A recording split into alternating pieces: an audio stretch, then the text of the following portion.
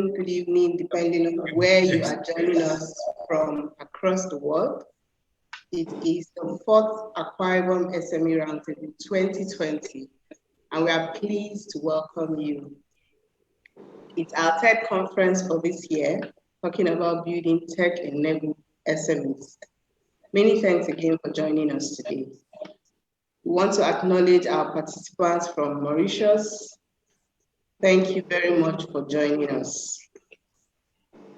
As opening prayer, let's have the national anthem, the Nigerian national anthem.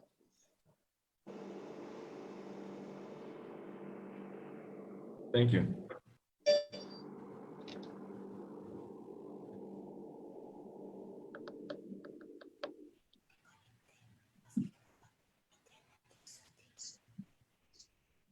Right. Okay.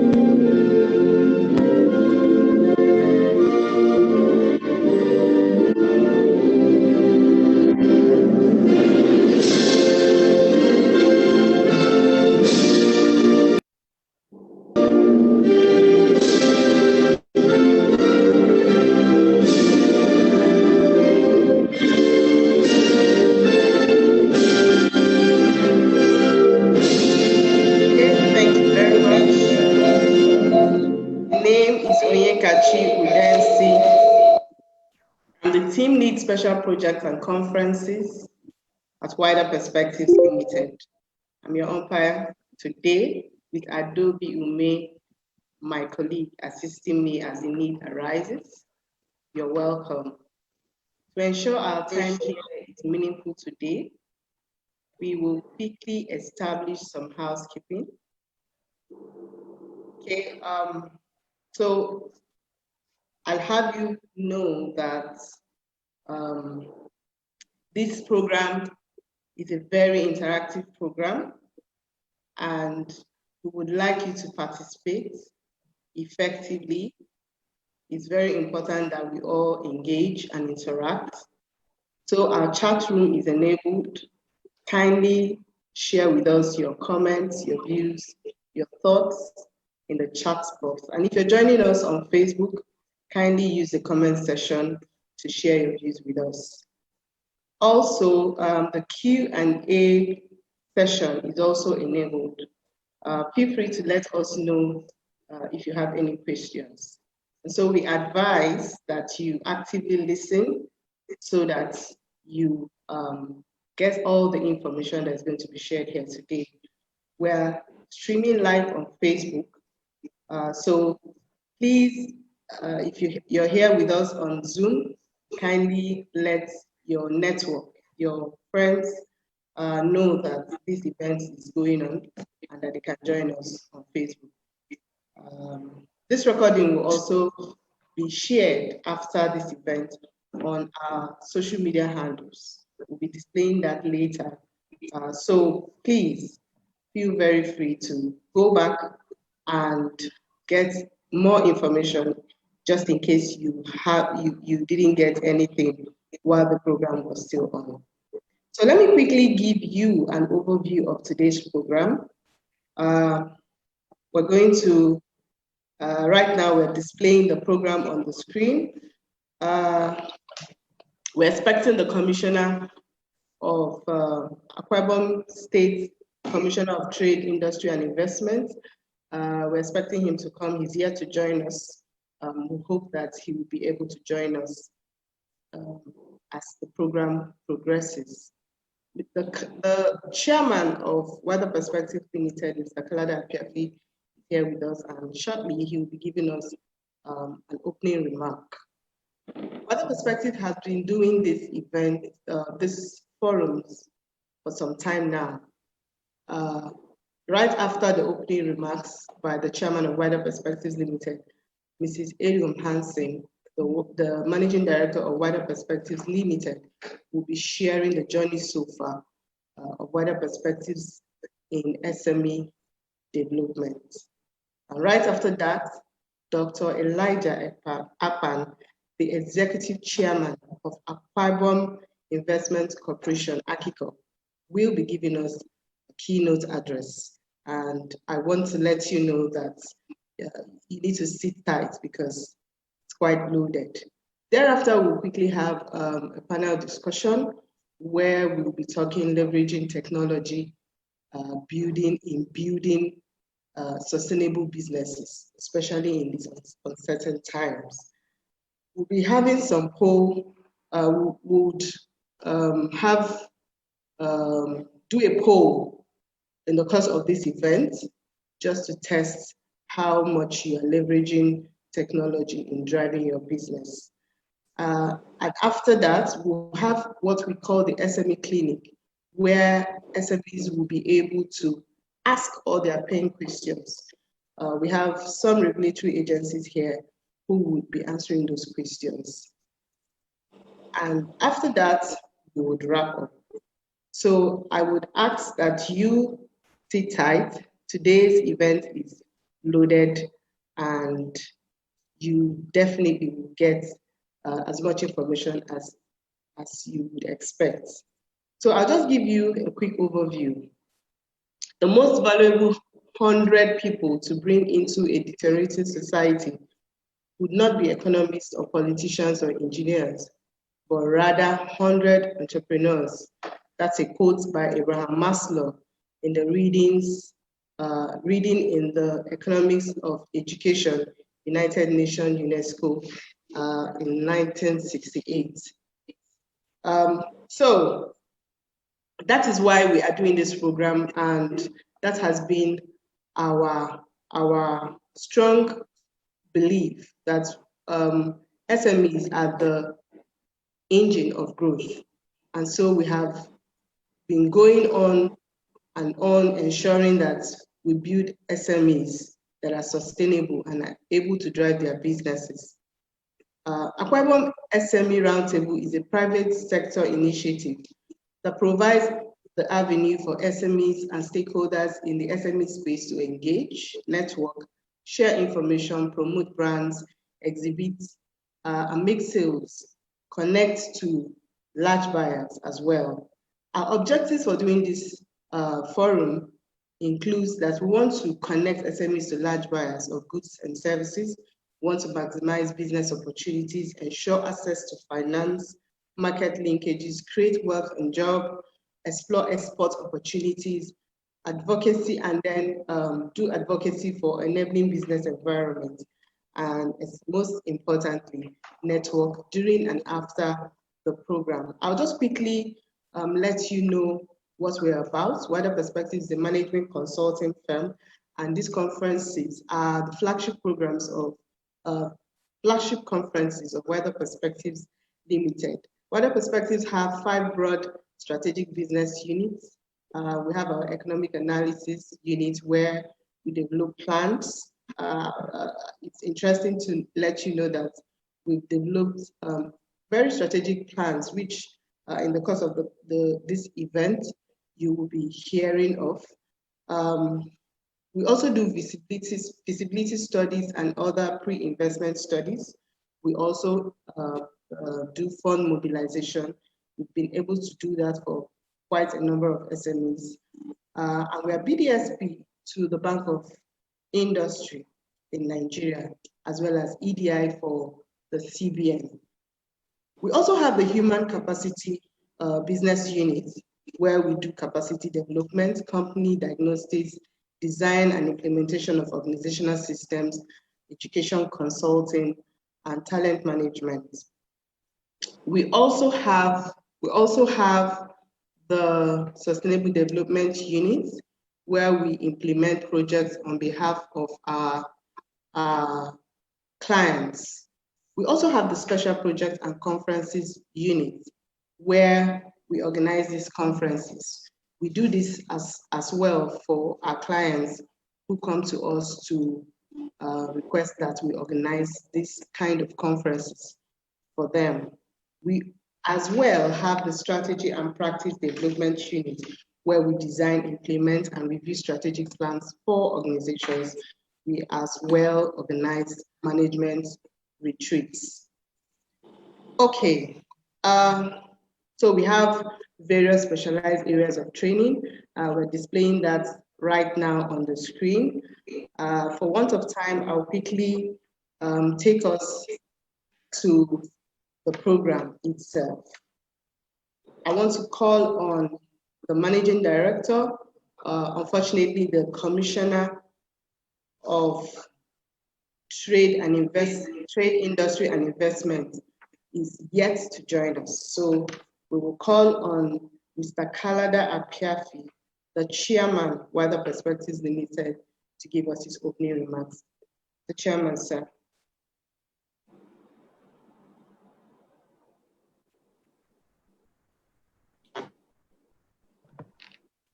Okay.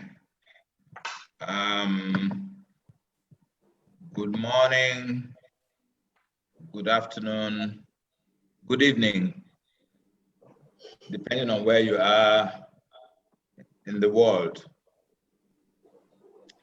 Our keynote speaker, Dr. Elijah Akman. Good morning, the Executive Chairman of Akwa Ibom Investment Corporation. Good evening, our friend and supporter from inception.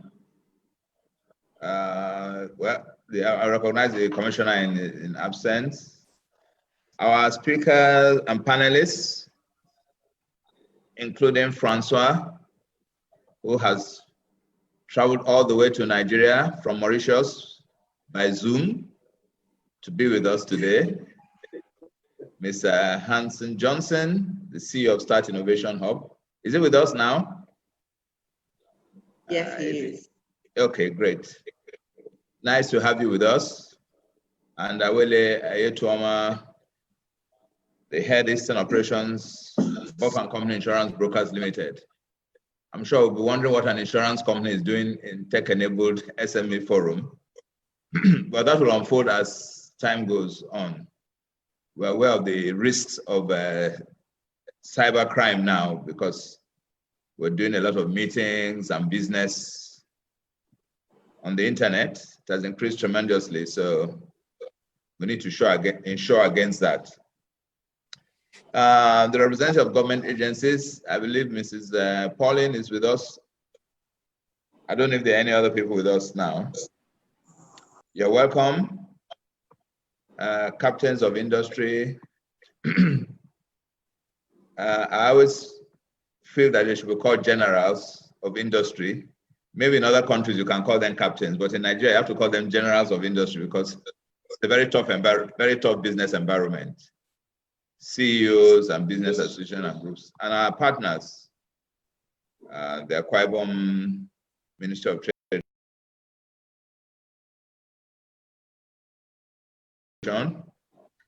Buff and Company, PINT, NCDMB, GVE, Stars Investment, GGI International, Simforest. Ladies and gentlemen, it appears a long list, but I guess that is how serious the development of SMEs should be taken, and we're glad we're getting a lot of people on board. We're here today for several reasons. I believe that COVID, irrespective, has provided a lot of opportunities. And one of the key opportunities is taking advantage of technology in these times of uncertainty. We seem to have had some foresight, because even before COVID, we had adopted this theme, building tech-enabled businesses, not only in Akwa Ibom, but as far as we can reach. A typical example of the opportunities that have arisen was that if we had to get Francois to join us, he would have taken a flight to either Kenya or Johannesburg, and then a flight to either Lagos or Abuja, and then a flight to Uyo, just to be with us. But it has been made so easy by technology. I'm pleased to inform you that the Akwa Ibom State has an airline called Ibom Air. So one of these days we'll be welcoming you in Nigeria, especially Akwa Ibom, and you'll have the pleasure of joining that flight. I've taken that flight and it was very pleasurable. So I want to commend our partners. The journey hasn't been easy, but I believe that we are getting somewhere. And I think we've created a lot of awareness around the SME space. And like I said, COVID has enabled us reach very far and wide in this quest. Well, it's obvious why we're having this forum virtually. We have to deliver value to customers. We have to leverage technology to do that. And technology can also enable you to scale up. I just give an example. There's something, I've actually been looking for a Bible. And I was just having a discussion with my friend today, and I said, hey, why don't I talk to him? Because he actually happens to be a reverend, and he's based in Ibadan. And in the space of about 5 minutes, he had made contacts. And I believe that at some point today, the Bibles will be on their way to Lagos. So that's to show you the times in which we are in. Well, the objectives of the conference, I hope our participants will take maximum advantage of it. It's basically to network. We have the private sector here, we have the public sector here, we have regulatory bodies here. In some of our forums, I know some people have had interaction with NAFDAC, for instance, and have found out that it's not so easy. Like I always tell, not so difficult, sorry. Like I always tell a lot of people, for instance, the Bank of Industry, and other banks, most of the times, the documents these organizations ask for, they're actually documents you should normally have. But as SMEs, we're trying to grow, so we happen not to have those documents. For instance, you're supposed to audit your accounts annually. So if a bank asks you for annual audited accounts, it's something you're already supposed to have. I'm glad that the Export Promotion Council is here because, again, exporting to is not as difficult as it looks. Because one of the things about the environment is that there are a lot of agencies to support, like the Export Promotion Council, there's the Export-Import Bank. So there are a lot of support factors, and one of the things we try to do is to bring all these people around to our conferences. And please maximize the opportunities, because we're going to get critical knowledge. One of the advantages we're enjoying now is that we can share experiences in various countries. And one of the things I've discovered actually in international conferences, you find out that, our problems are all almost similar. We're all having experiences of having to run our businesses. There's nothing too strange. So I believe that we'll all learn from each other. Francois will also learn a few things about Nigeria, and we'll also learn from him. We're open to all business opportunities, all businesses that want to scale up. and we do our best to help to grow the economy of Akwa Ibom State and beyond. There are many challenges, but we've been around for about 35 years, so we know that the challenges will always be there. They won't go away. And that's one of the key things you have to do as a business, is to make sure that you can find a way around the challenges or tunnel through them. Once again, I want to thank the Akwa Ibom State government and our partners for continued support. The chairman could have said he has something more important to do, but he has always been with us, at least for most of them. If he has not been able to come, he has always sent a very strong representation. There's somebody who has been helping us behind the scenes, who helped us to link Francois. I want to mention her especially because she's been quite supportive of our business and our relationships with Mauritius. And I think after this, we have to take it a step further. So keep staying safe, enjoy this session, and take the maximum advantage of it. It's very interactive, like Kachi has said. So please ask questions. You can't go wrong by asking questions. I always tell people that there are no silly questions. In fact, they say one of the reasons why Einstein was such an inventor was that he was always curious. He was always asking why things were done in a particular way and always finding a better way to do things. So enjoy your stay with us this afternoon, or morning, or evening, wherever you are. Thank you very much. Thank you very much, Mr. Kalada. Okay. So Wider Perspectives has been in the business of SME development for decades now and promoting SME in the course of hosting these conferences since 2013. Up next is Mrs. Hansen, the MD of Wider Perspectives Limited. She will be discussing with us highlights of the journey so far. So Mrs. Hansen, over to you. Thank you very much, Kachi. I'm particularly excited that the fourth Akwa Ibom SME Roundtable is holding today, because we always want to support business growth. And this is another opportunity to actually support businesses.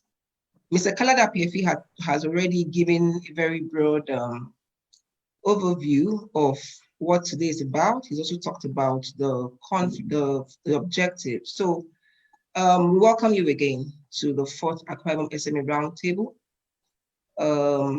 The chairman, Wider Perspectives Limited, Mr. Kalada PFE. Our keynote speaker, Dr. Elijah Akpan, Executive Chairman, Akwa Ibom Investment Corporation, AKICOP. I'm very happy to see you today, sir.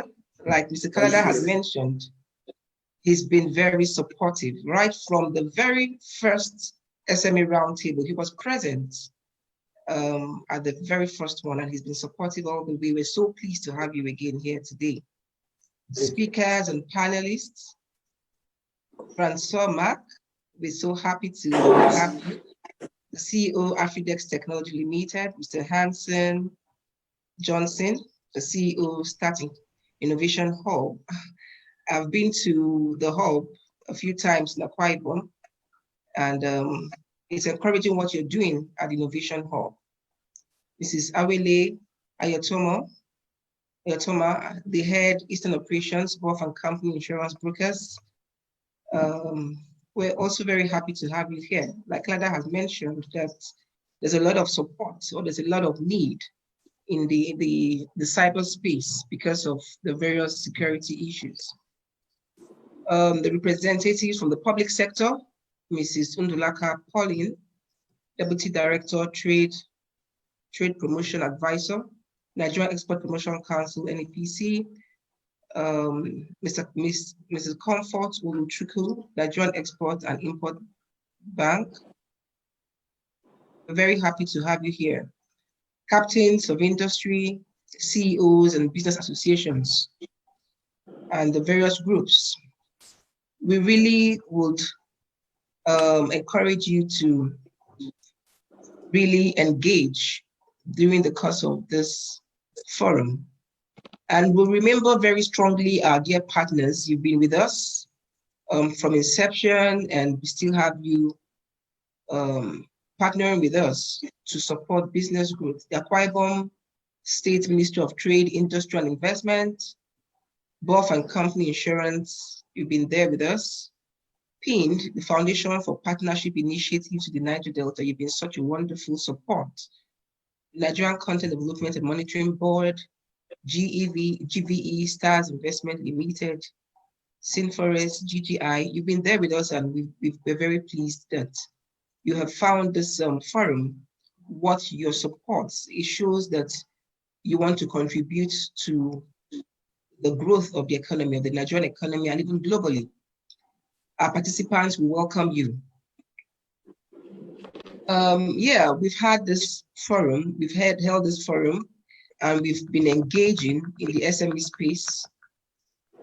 This is the fourth of the Akwa Ibom SME Roundtable, and it's a private sector initiative that provides avenue for SMEs and stakeholders in the SME space to engage, to network, to share information, to promote various brands, to exhibit what SMEs are doing, and link them to large buyers. So even if this is a virtual event, we will really encourage you to still engage. We will have a session at the panel discussion where you can ask all the questions you want to ask. We really encourage every participant, we encourage everyone to engage, ask all the questions, because that's success for us, not just for us converging.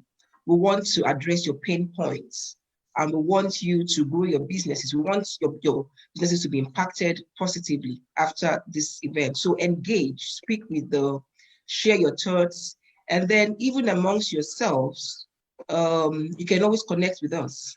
If you so desire to connect with any large buyer, you can connect with us. So we've held these conferences annually, not just in Akwa Ibom, but also in Abia, in Bayelsa, and in Rivers States.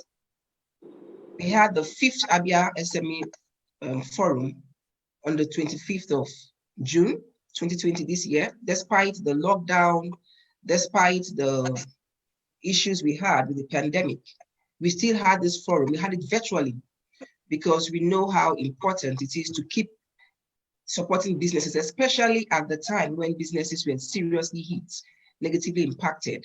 And it was such a huge success because we had the Commissioner for SME Development for Abia State fully involved, and other players in the tech space. It also showed that it was really time for businesses to take their business, to add the tech components to your businesses.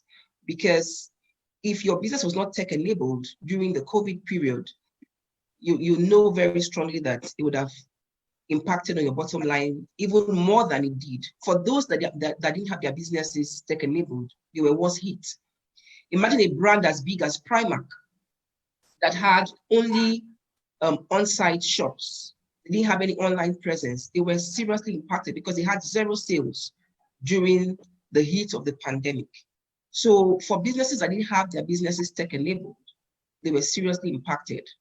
I tell you, even during the heat of the pandemic, many businesses thrived. Many businesses actually thrived. So we were still on board to ensure that we provided the needed support for business, for businesses. And so the Abia State SME Forum still held virtually, just as this is holding.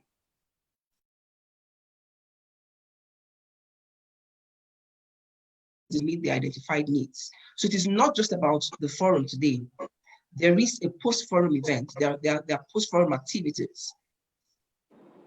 So we have a program called the Business Acceleration Program that supports businesses outside, after the forum. And this is important to us because that's where identified needs are addressed and businesses are impacted, for growth. We also held the River State, the Business Linkages Forum in Rivers State. That held in August. So we've had these forums beyond Akwa Ibom State, and we're currently planning the forum for Bayelsa State, because we know we're trying to see how we can impact businesses in the Niger Delta region or in the South-South, you know, because we want businesses to scale up and meet demand, global demand, not just local demand, but global demand. There's a lot of entrepreneurial spirit in the South-South, and we want to support these businesses to scale up. So over the years, Wider Perspectives Limited vision of being at the forefront of economic development has continuously driven our efforts in pioneering projects geared towards the growth of SMEs in Nigeria. Some of them are the model business plans we developed for United Nations Development Program. We're also BDSP to the Bank of Industry, because beyond access to markets, we also know that access to finance is a challenge for businesses.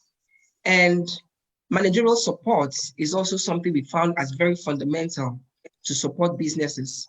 So beyond even the access to markets, beyond access to finance, we also ensure that we build the capacity, the managerial capacity of businesses.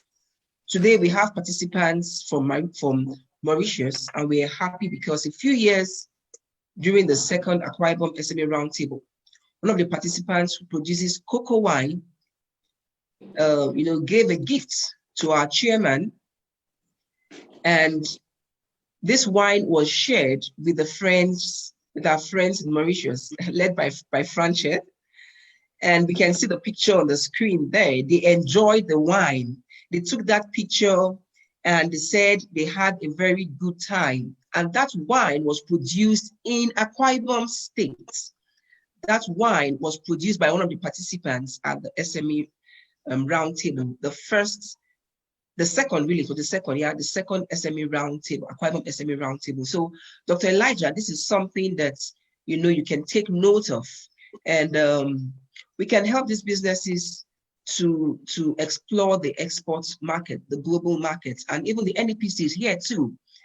How can we package these businesses to leverage on the opportunities beyond Nigeria? So that wine was produced by one of the participants at our forum, and it was shared. It was an enjoyable one, as shared with our friends, or as the feedback we got from Frances and her friends, as you can see in the picture. We've also supported other businesses in Akwa Ibom State. Rain Sam, the CEO of Gravity Multimedia, he started his business as a result of the Akwa Ibom SME Roundtable. He saw an opportunity, because during this forum, ideation happens. So in the course of the forum, people start birthing ideas, and we handhold them to ensure that they don't just birth those ideas, but they actually implement those ideas, and those ideas are sustainable. The businesses that are established are sustained. We also worked with Kelvin Azuke Photography, and as we can see from the screen, there are quite a long list of them. This is the joy we have in holding these forums annually. We identify businesses that need support, and we work with them to agree on a plan, on a growth plan. And today's forum, this year's forum, talks about being tech-enabled. We know it is inevitable to run your business without making it tech-enabled. And at the end of today's forum, we want to identify businesses that we can support to leverage technology and grow. So ensure that you actually ask all those questions and engage with us even after the forum. We have taken advantage of the times, and we have decided to build viable technology-driven SMEs and the private sector. And we have key players that have been supporting businesses even in the tech space. I wish you all a wonderful time today at this fourth Akwa Ibom SME Roundtable. And I don't just want to see you at the next forum, but I want to see your businesses have taken a quantum leap from where you are today. And we will have that success story to discuss at the next forum. I see your businesses on our success story list, even way before our next forum that we'll hold next year. So you're welcome again to this forum. Have a very engaging time and enjoy your stay. Thank you. Thank you. Thank you very much, Mrs. Hansen. Unfortunately, we're not all together. This is the point where we say a very big round of applause for you. Thank you very much. Okay, it's time for the keynote address, and to deliver it is Dr. Elijah Akpan. I will just quickly share his profile with you. Dr. Elijah Akpan is a clinical chemist by profession. Actually, Dr. Elijah has a very robust, impressive CV profile, and I'm going to have to cut it short for want of time. So I'll just quickly put you through this brief profile of his. He's a clinical pharmacist by profession and an industrialist par excellence. He has traversed the length and breadth of the private sector, owning businesses both nationally and internationally, before venturing into the public sector on his appointment as the executive chairman of Akwa Ibom Investment Corporation in 2015. He is highly resourceful, a passionate team player, and a philanthropist. Dr. Akpan is, want to take that back a bit? Okay, Dr. Akpan is a Nigerian and hails from Onan local government area of Akwa Ibom State, where he had his primary and secondary education. He obtained his basic studies and higher school certificate from the Eastward School of Arts and Science, Uyo, affiliated to Cambridge University, London, in the Old Cross River State in 1983. Okay.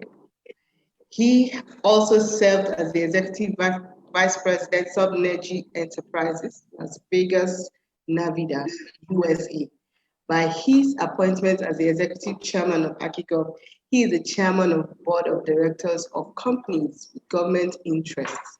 This includes Chairman Champion Breweries PLC, Chairman Anchor Insurance Company Limited, Chairman Universal Energy Resources Limited, whilst supervising many other government-owned companies and investments in Akwa Ibom State. Dr. Akpan is a recipient of several awards, both nationally and internationally, such as honorary doctorate degree, Doctor of Science in Public Finance and Corporate Governance by European American University, that was in 2018. The African Leader of Integrity Merit Award Ghana by Integrity International Magazine 2017. Investment Promotion Merit Award 2017 by Lagos by Institute of Purchasing. Right, Dr. Akpan belongs to several professional organizations, Fellow Chartered Institute of Public Management of Nigeria, Senior Fellow. He is Institute of Purchasing and Marketing Consultants, Nigeria, Fellow Institute of Industrialists and Corporate Administrators, IICA, Member Institute of Directors of Nigeria, Member Financing Reporting Council of Nigeria, Member Sigma PH Organization, USA, and several others. Dr. Akpan of humble disposition,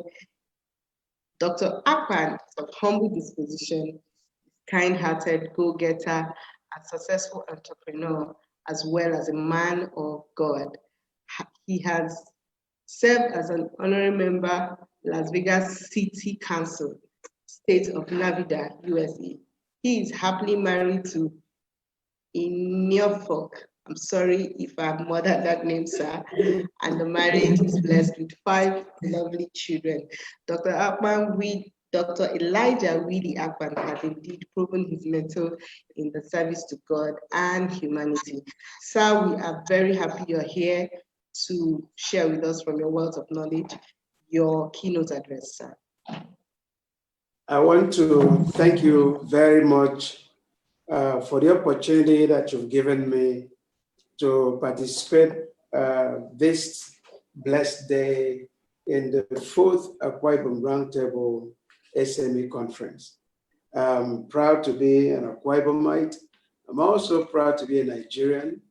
And I thank you so much for choosing Akwa Ibom State as a destination of choice for this particular year's roundtable discussion. On behalf of the governor of Akwa Ibom State, I want to really thank the chairman of Wider Perspective Limited, Mr. Kalada Apiafi, the MD of this great company. I want to also thank our keynote speakers, and I just cannot go through everyone, so I beg to stand on the existing protocol because of time. But I just want to say that Akwa Ibom State is a very peaceful state, is an investor destination of choice. And the governor of Akwa Ibom State has enabled the state for investment. He's created an enabling environment to allow investors to come in and do the best they can. We have very good road infrastructures. We have a power plant that is supplying about 191 megawatts of power generated every day. Part of that goes to national grid and part of that into our own consumption. Right now, we have at least minimum in some residential areas, about 22 hours of steady power supply every single day. The governor has now commissioned a dedicated power line to supply 5 local government areas that we are targeting investments to actually go in there.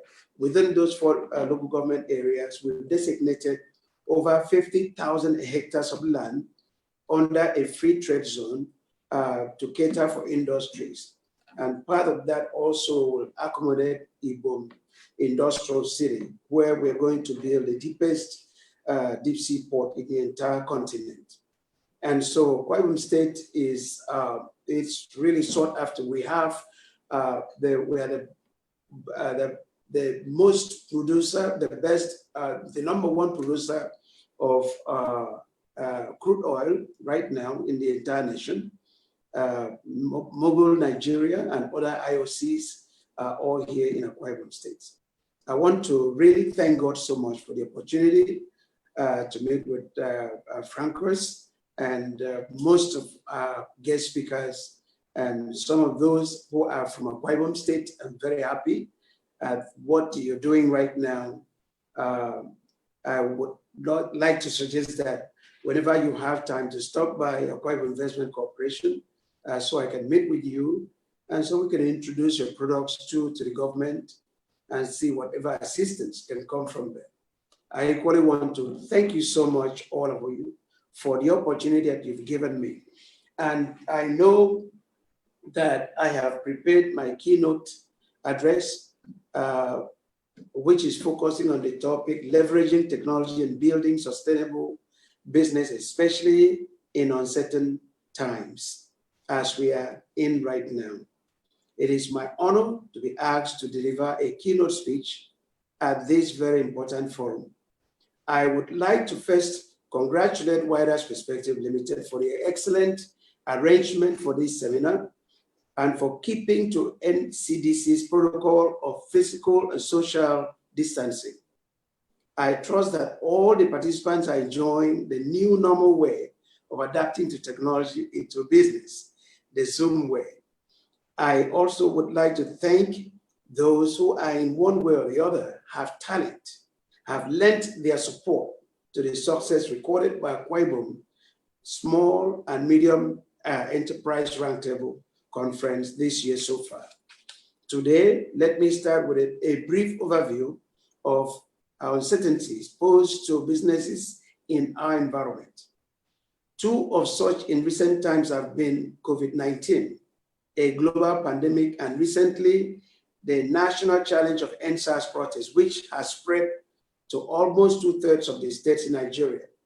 Other countries like the US have experienced such as the protests that just came out of Black Lives Matters, and other countries like that have experienced similar protests everywhere. Kenya had one recently, all over. And some of these protests, once it starts from one country, it actually spreads all over the world. It means all it is to let you know that the world is becoming a small and a global village right now. Anything done in one part of the world affects the other.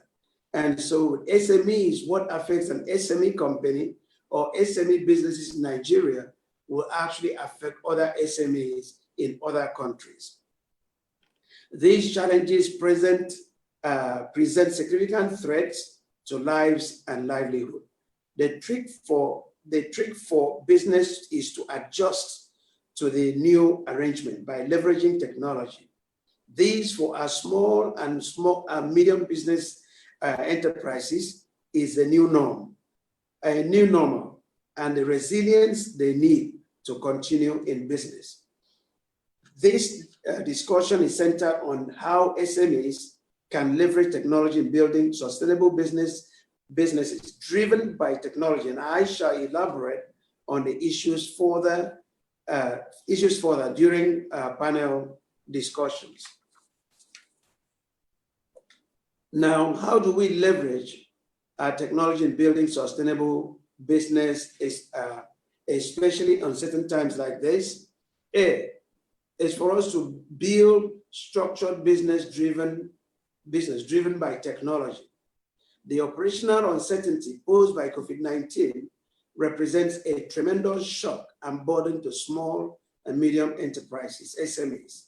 Many SMEs have shut down, while those in business have had to change their work processes to accommodate social distancing. Their primary focus has been to develop ways to address its health and safety risks, while also accommodating an appropriate level of economic activity. SMEs are overcoming this challenge through the introduction of risk mitigating technologies, which include business practices and strategies that improve customer and employee safety by mitigating the risk of infection. And that infection we know now is COVID-19, very popular.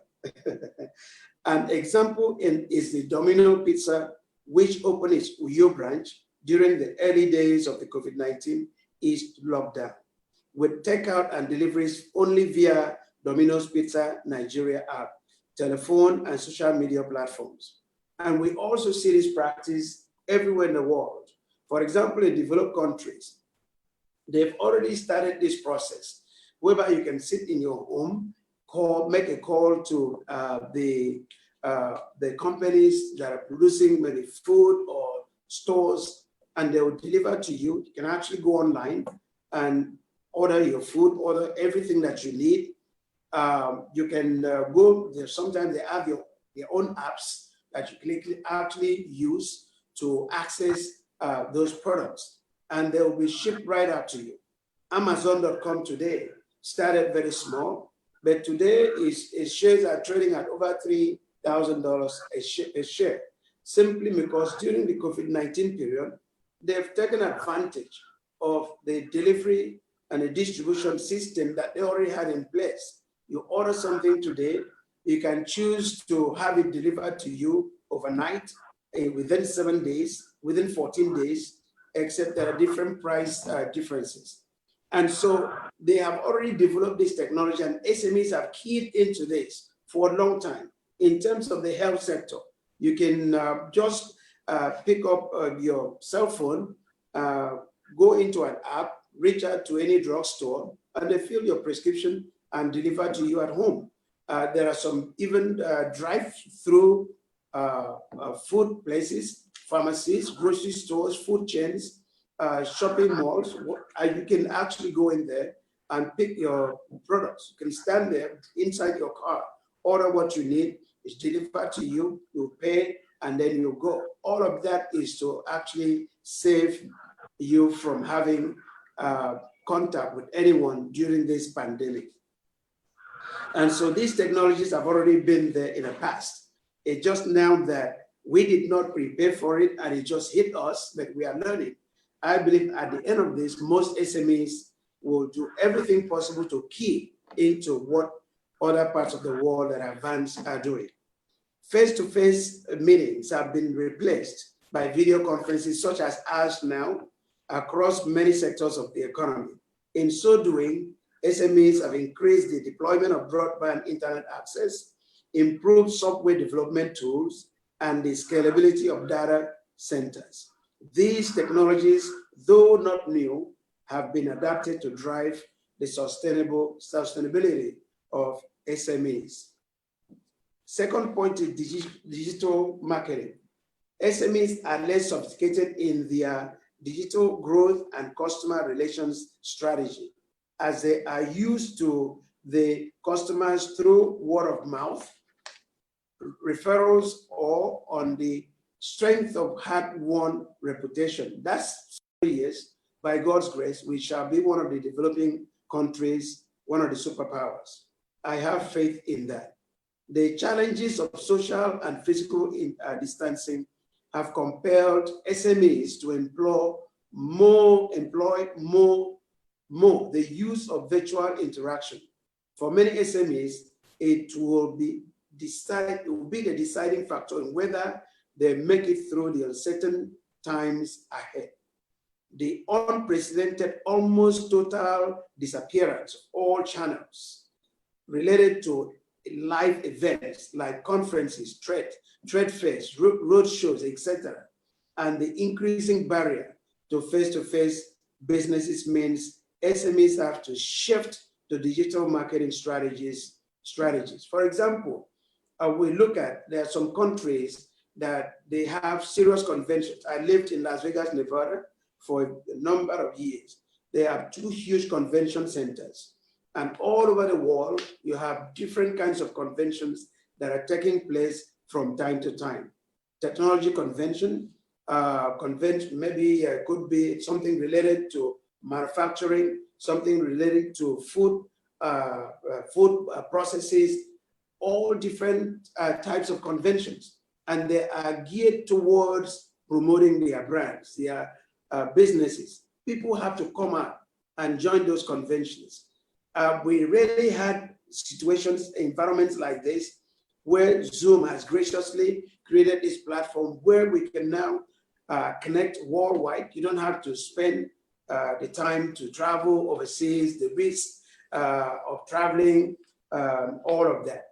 It is still good to do that when times are okay, because even no matter what happens, virtual meetings can never replace face-to-face meetings. But at the same time, SME companies are really encouraged to key into these new forms of marketing now. For example, number 1 on this will be social marketing. People are taking advantage of Facebook now, Instagram, Twitter, user influences, and also search engine optimization with SEOs to reach new audiences on these platforms. The second one is business blogging. You see a lot of bloggers springing up all over the place. A lot of them attract thousands and millions of customers following them. As you put your product there, you're very sure people are going to see it. You have comment marketing as well through search engine optimization and influence-led campaigns. You also have the people launch new e-commerce channels. We can do that. SMEs can do that over web on social media platforms, where introductions can be made and relationships fostered. When Yahoo first came, Yahoo launched their e-commerce. They spent very little amount of money. At the end, they sold it for billions to Facebook owner, who was Mark Zuckerberg. And he's still the owner of Facebook right now. Jeff Bose, I think he owns Amazon.com, and you see how Amazon is doing today. It's a trading platform. I would just want to mention that when Yahoo first developed, we came up with the concept of African Mall, and we set up the platform. In that, we also set up a social networking program that we're going to use at that time. And over the time, we could not attract enough financing to do it. And it wasn't long after that we found out Facebook had taken over and it was doing it.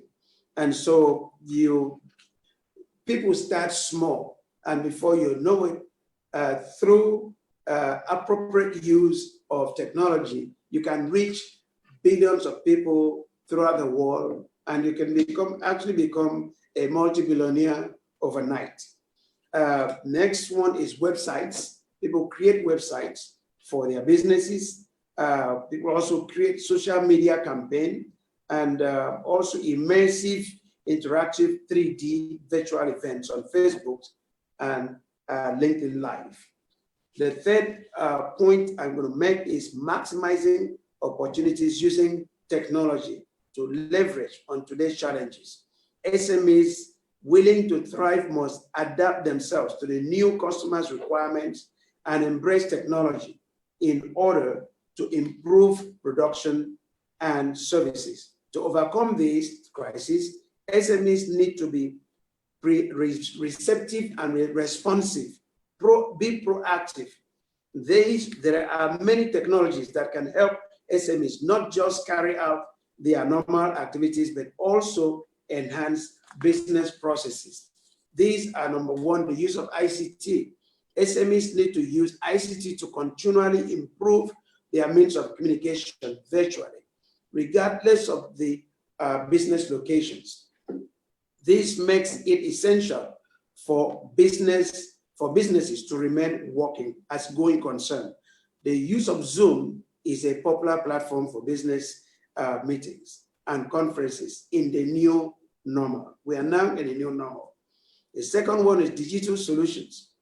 SMEs can improve relationships with clients, suppliers, workers, and even hiring remotely using digital solutions and electronic contacts rather than trying to reach out to people at any given time. Rather than seeing people face to face, having people to come in and interview with you, you can conduct interview using this platform. You can do so much. You can close deals using this platform. Electronic signatures, you can do that. For example, in the United States, real estate businesses are closed. Sometimes you cannot, if you're not there to actually sign signature, hard signature, you can do electronic signature. It still will be acceptable. Facsimile transmission, fax, or maybe emails, or any of those, now even the courts have adopted them. So SMEs have to be proactive to using any technology available now to support their businesses. We have hyper connectivity. The use of hyper connectivity uses multiple means of communication, such as email, instant messaging, telephones, and remotely sharing of computer platforms. Instant connectivity facilitates information availability on any device, which can be easily shared among team members. Thank God they invented WhatsApp now, invented Facebook and other platforms. So people can easily communicate, chat, WeChat, you have all kinds of media now. You have texts, you can text to do business, to look for business, mass send out emails, look for customers, generate customers for yourself. I think these are all areas that SMEs can actually participate to grow their businesses. Use of software. Technology offers workflow software that enables SMEs to restructure their repetitive paper-based ways of working, like work order processing or account payables. Also, these are document management softwares. For example, time tracking software. We have those ones. In HR, in government sector, my first time being in the public sector, I've come to realize that in public sector, paperwork is huge. There's no public sector I've seen so far that has transitioned mostly to electronic database. Everything is mostly paper. God forbid if there's fire hazard or anything like that, there's nothing to actually mitigate those problems. Storing a lot of information, you can pick up your computer and a database and save your whole business if there's fire or anything. Or even at that, even with the subways, you can equally at this point make sure that you have a backup plan to back up your files so that you can have multiple locations for your files at any given time. And so use of software is very, very good. Use of computer applications, technology also helps us to keep our information organized and indexed through the use of apps. So many apps are now created. You can even create your own app. You can mold your own app to suit your business and you apply it accordingly and it will still work for you. Remote work, technology aids people, all kinds of workers now to work from home and use digital signatures to transact businesses. Before, we couldn't have had this kind of meeting being in the comfort of our homes. We have public holiday in Nigeria now. The offices are now open. I'm staying in my home to attend this meeting, and I like it. It's very comfortable. It's conducive for me, and I believe it's conducive for all of us as well. SMEs need to be able to create this enabling environment for them, to assist them in making sure their businesses grow. The next thing is standardization. Standardization is a process of implementing and developing technical standards based on the consensus of different parties that include firms, users, interest groups, standard organizations, and government. SMEs could achieve standardization through updating or acquiring latest business software applications, subscribing to and keeping abreast of changing trends in technology, employing international best practices. They can also go internationally, receive certification and training of their own staff, keeping abreast of up-to-date information on products and services. Somebody talked about, mentioned about Nigerian getting in SMEs in our country getting involved in export. To get involved in export, you have to get involved with standard organizations to help you put things in place so that it will be acceptable in other parts of the world. Export opportunities. The recent business uncertainty climate occasioned by COVID-19 has created a rise in globalization. The role of ICT, social networking, and virtual meetings have opened up a new vista of opportunities by opening local product services to the international market. It is important that SMEs develop strategic and operational responses to uncertainties. They should adjust their business continuity plans by adapting and leveraging technology that is capable of handling these fast-moving and unknown variables. That way, SMEs would stay afloat in business and minimize the risks of business disruption. I want to thank you so much for the opportunity that you've given me to participate in this fourth roundtable, SME roundtable in Akwa Ibom State. And thank you so much for the opportunity to be your keynote speaker for this year. Thank you.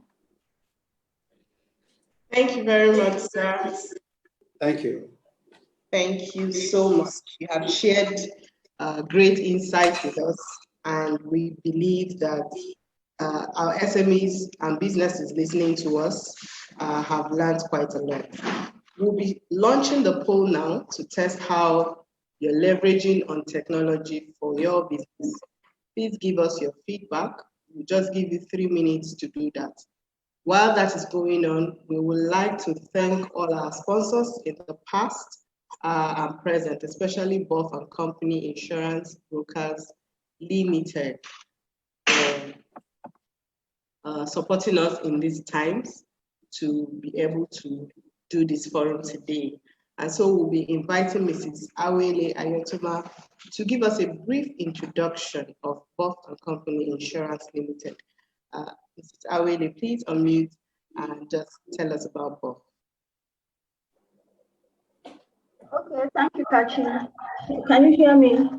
Yes, we can.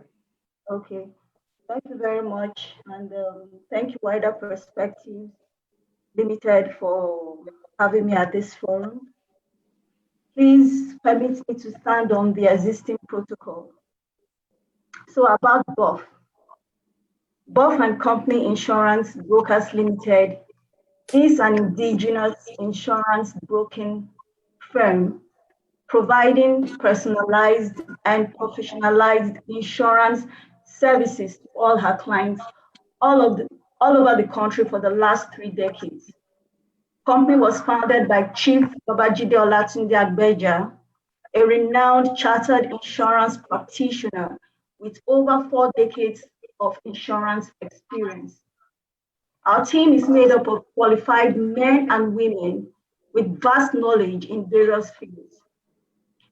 We have 4 strategically located offices in the country: the head office in Ibadan, Lagos, Abuja, and Port Harcourt offices. We transact both life and non-life businesses, and that includes personal assets and liabilities. But we're very well known in the industry for special risks, such as aviation. As insurance brokers, we survey the market, we negotiate the best terms and conditions, that is pricing and coverage for your risk. We ensure that you pay the lowest possible premium and get you the widest possible coverage on your assets, personal, and liabilities. In the event of a claim, we help you process from start to finish. And we do all this at no extra charge to you. We are known as the insured advocates, and we represent your best interests at all times. At BOF and Company, we also offer consultancy services and training on various insurance policies. There are various insurance policies. You have fire, you have burglary, you have plant or risk. Offer consultancy services and training and help you understand some of these policies better, and also ensure that we get you covered you covered specifically for what your businesses require. Insurance industry news updates are provided to you at regular intervals. So at all times, you're kept abreast with ongoings in the industry. Our vision at BOF is to be ahead of the rest in providing innovative global risk solutions. Our mission statement is insurance broken at its best, stakeholders' satisfaction. We strive to ensure that we exceed our customers' expectations at all times. Please, for more information, do visit our website, www.bofbrokers.com, or you can follow us on Facebook, BOF and Company Insurance Brokers Limited. We're on Twitter at BOF Brokers, and on LinkedIn, BOF and Company Insurance Brokers Limited. Thank you. Thank you very much, Awele, for giving us details about BOF and insurance. Right now, I believe you have shared your views with us on the poll. It's still on. And if you have not given us your view, please kindly give us feedback. It's important that we see what your views are, how you're using technology to drive your businesses at this time. very shortly, we will be going on to the meat of this event. Just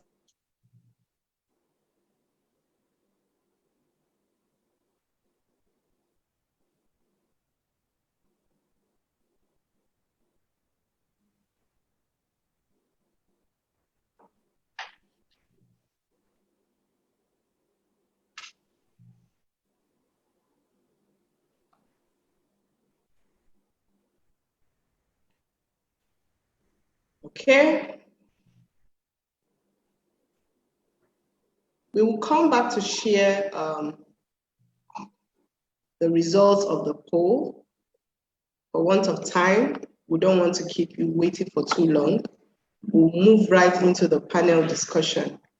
To moderate this session is my colleague Adobe Ume, our head of economic analysis. Adobe Ume will be discussing with our panelists the topic leveraging technology to build sustainable businesses. Adobe, please take it over from here. Thank you very much, Mary. On our panel today, we have resourceful and experienced individuals, professionals from different areas of specialization, and they have that depth of knowledge to be able to provide insight on our topic for today's forum, which is leveraging technology to build sustainable businesses. On our panel today is Mr. Hansen Johnson. He is an international ICT consultant, founder, CEO of Start Innovation Hub, one of Facebook hub partners in Nigeria. He is the pioneer head of Ecosystem Directorate at Innovation Support Network, Nigeria. He has robust knowledge of the economic, social, and institutional context of Nigeria. And since 2010, he has contributed to the development of the technology ecosystem in Nigeria as a software engineer, ecosystem builder, manager, director, mentor, and country mentor. As country mentor to GDGs, which is Google developer groups in Nigeria, he worked with the developer relations team at Google to ensure developer welfare, access to content, engineering support from Google, and supports them to build sustainable technology ecosystems in their local communities. Some of the projects he has given technical assistance and consulted for include the Digital Access Program of Her Majesty's Government of the UK, Sustainable Model for Edo Innovation Cluster, Nigerian National Broadband Plan Development, and Anzisha Prize, South Africa. He is a graduate of Electrical Electronics Engineering, also known as Communication Engineering option, from Federal University of Technology, Owerri, Nigeria. And he holds Android Developer Nano degree from UDA City. Mr. Hansen, you're welcome. Thank you very much. Okay. Nice to have everyone here. Thank you very much, sir. And also on our panel is Mrs. Iwele Ayetoma. She is a graduate of the University of Benin, Edo State, and joined Buff & Company in 2004 as a senior superintendent and rose to become the head of the Eastern Area Operation in 2007. She oversees all claims, marketing, and underwriting for the region. As an associate of the Chartered Insurance Institute of Nigeria, CIIN, by examination, with nearly 2 decades of work experience in the brokerage sector. Awele has attended many professional courses, workshops, seminars, and conferences in insurance management, oil and gas, and leadership matters, both locally and internationally. Hard work and the desire to excel got her to a straight start at Buff & Company. She is a tireless worker with a high penchant for excellence. She's also passionate about tennis and a fairly good player. Mrs. Awele, we are glad to have you here. Thank you for joining us. And also on our panel, all the way from Mauritius, is Mr. Francois Mack. He is the founder, CEO of AfriEDX Technology Limited, and which is a multi-award company based in Mauritius. Francois featured among the African Union's 40 leading innovators in the field of technology in education. He is the mission of AfriEDX is to leverage new technologies to innovate and boost tech education as well as training so as to enhance individual development through inclusive social progress within African communities through immersive technology. Mr. Francois, we're glad to have you on here. Thank you for joining us all the way from Mauritius. Thank you very much for giving me the opportunity to be part of this awesome event. Thank you very much. Thank you, sir. So moving on to our discussion, we'll start with Mr. Hansen. Mr. Hansen, given your experience in technology, how would you, what, in your own perspective, how does technology impact SMEs and business growth? All right, thank you very much. So I think in today's world that we live in, if you are doing business, if you're an SME or no matter what you are doing, and there is nothing technology about what you are doing, you are in a world of your own, because you won't understand when we tell you that we are enjoying a flexible workplace. So I'm in a conference, can you imagine? And we are in different locations, and we are in different countries. I'm not even in my office, I'm not at home. I was on the road. I knew it's going to be about time. So while I was in the conference, I had to branch a comfortable place to make sure that I am part of this and I deliver. What would this have been like without technology? Would have been excuses. So apart from flexible workplaces, we have a privilege offered by the platform where we can train our staff from anywhere in the world. So as we speak, we can schedule trainings.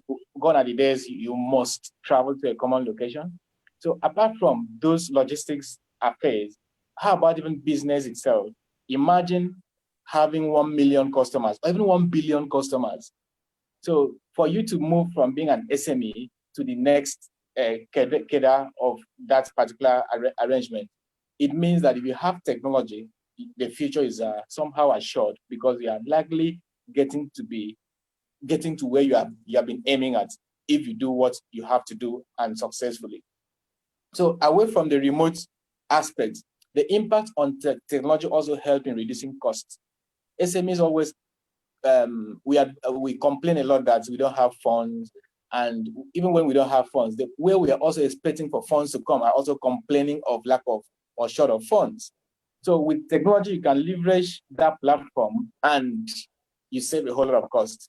See, imagine that I'm in a conference and I'm not paying transportation apart from just having access to the internet. So let me not take all of the time, because I know that every other person has a lot to offer. But in terms of flexibility in working and delivering our duties, in terms of saving costs, technology is there for us and for good. Thank you very much, Hansen. You're welcome. Francois, would you want to contribute to that question? What impact, how does technology impact SMEs and business growth?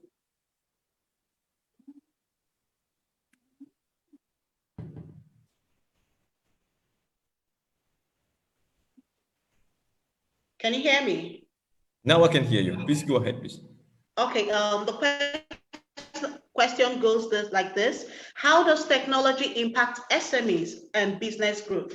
From your own perspective, what do you think? Yes. In fact, technology is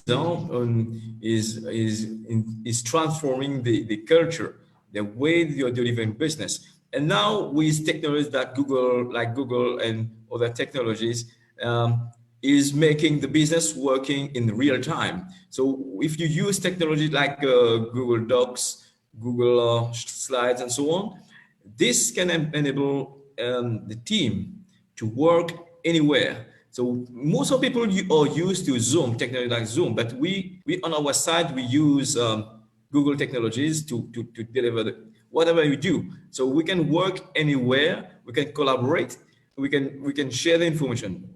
This is a major change in terms of way of delivering the service. It's someone, let's say, it can be working from home, having the data, the information about the product, and someone on this go who is delivering the product. In the real time, you can update the data on the go, and at the same time, the people working even at the store, at the back office, and the accounting, everything. So everyone using G Suite, for example, can be on the same page in real time, so that when you deliver the service, so everyone is happy. This is how we see, and how, in fact, Google, for me, SMEs, most of something, Gmail account, someone can have access to a lot of apps in the cloud that can really empower the SMEs so that they can work together, get the service. It can be something like people working from Mauritius, people from Nigeria, collaborating together. That's how we see, and how the cloud solution is really impacting the delivery of service with SME here.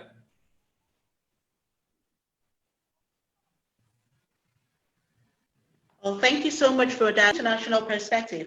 This question is for you also, Francois. So from an international perspective, what are the opportunities that are available that SMEs can leverage on, can maximize while leveraging tech? From an international perspective. Okay.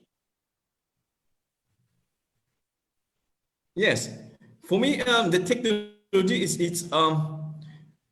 being in Mauritius, in a remote area where we import, in a remote island, we import a lot of resources from all over the world. We are very limited here in Mauritius in terms of local production. So this opens a lot of opportunity both for Mauritius and for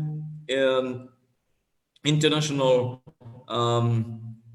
service provider, SMEs, so that they can work in Mauritius. So we are now designing something that can really help the SMEs in the region. So we are trying, I don't know if you can see the slide on the screen now. We are working on something like that is sort of SME cloud, that everyone can have the products, market the products in a sort of central way, so that when there is an opportunity in whatever region, or it can be local or regionally or internationally, the information is shared in such a way, in a real time on a dashboard, so that everyone are aware of the opportunities, can make decisions together, and to deliver the service and progress on that.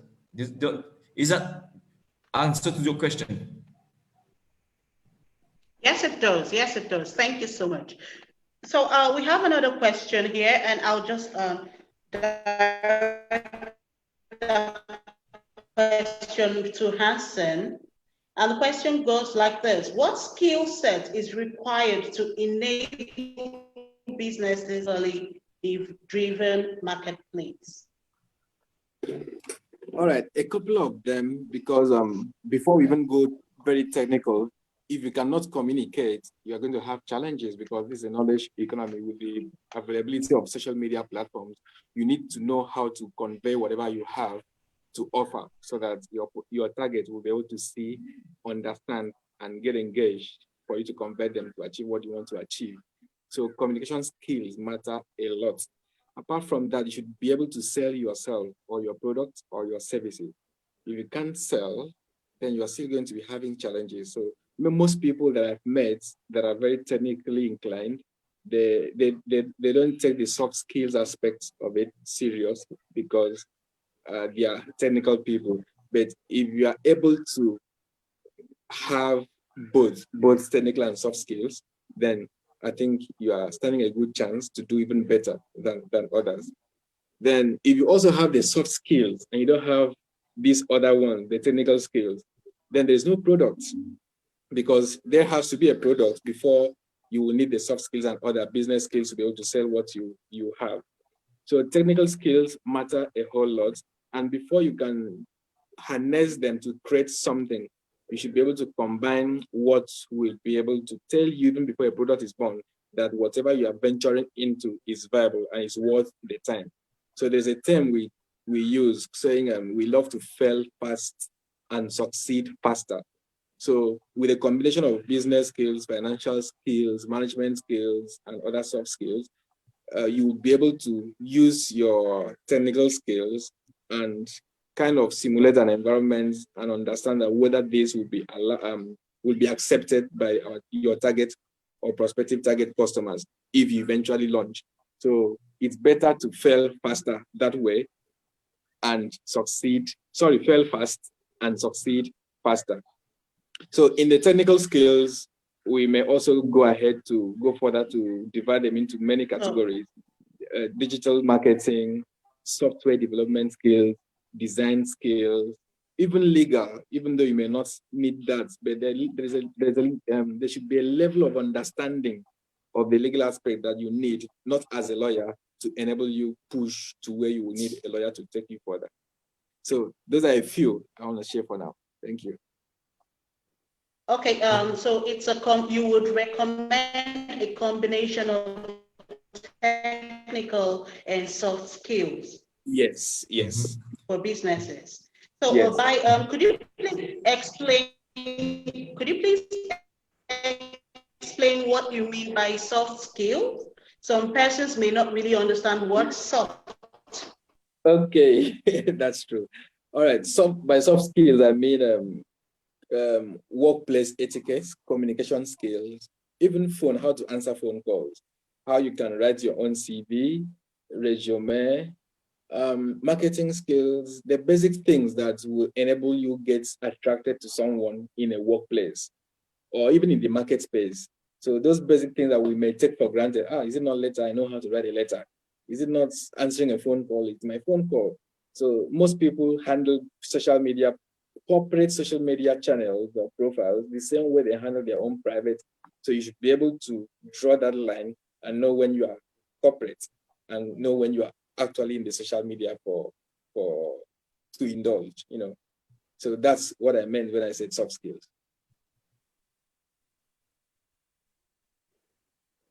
Participants on this forum, you can use the Q&A platform on your screen to send in your questions for our panelists.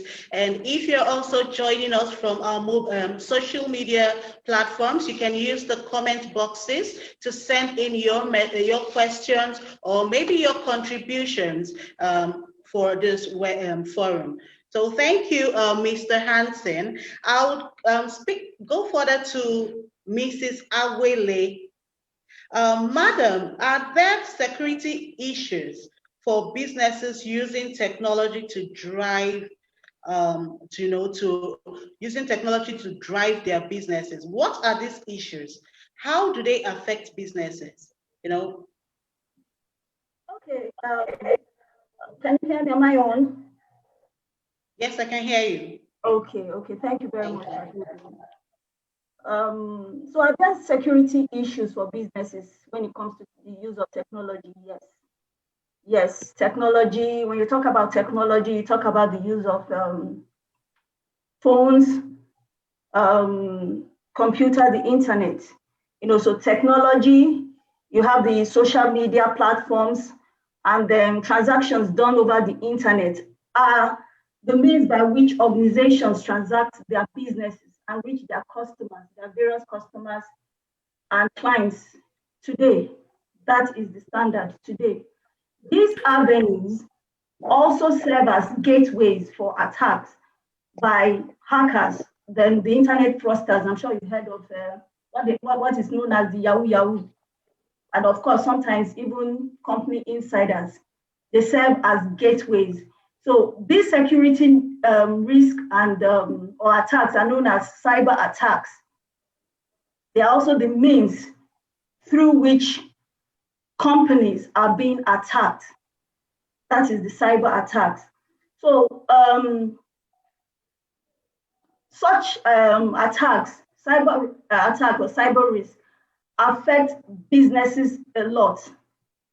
Technology has numerous security risks today, and it's very important that we have a knowledge of some of these issues, because it serves as having the battle half won, in trying to avoid them. And so some of the common security risks we have, or some of the that will come across on a daily basis, one, what is known as phishing. You have a phishing attack. When you have a phishing attack, it's the use of fraudulent emails or phone calls to get the person to reveal sensitive information, such as the bank details.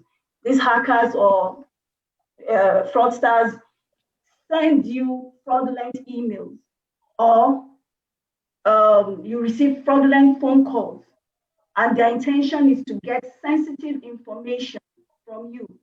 The emails usually have a link. It usually looks legitimate, from a legitimate website.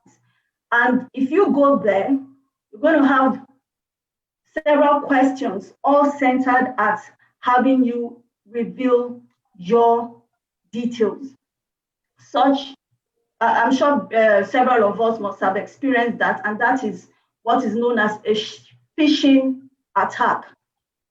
You can also receive a message from the phone asking you to call a particular number to discuss your account, that they have, that your account is having a lot of issues and they need you to call in order for you to clarify. All those things are attacks. I'm sure several of us, majority of us may have gone through all that.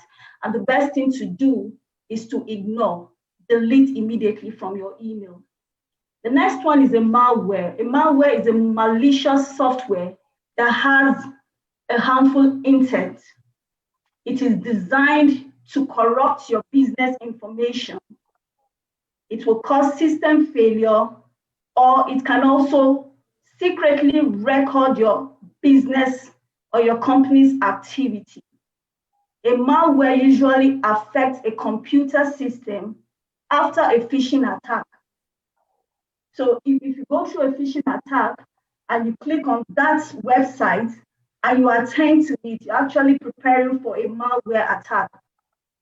And sometimes employees could also accidentally download an infected file from the internet.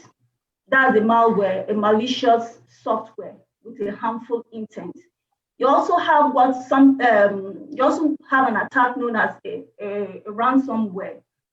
A ransomware is a software that blocks access to your computers or your computer files until a ransom is paid.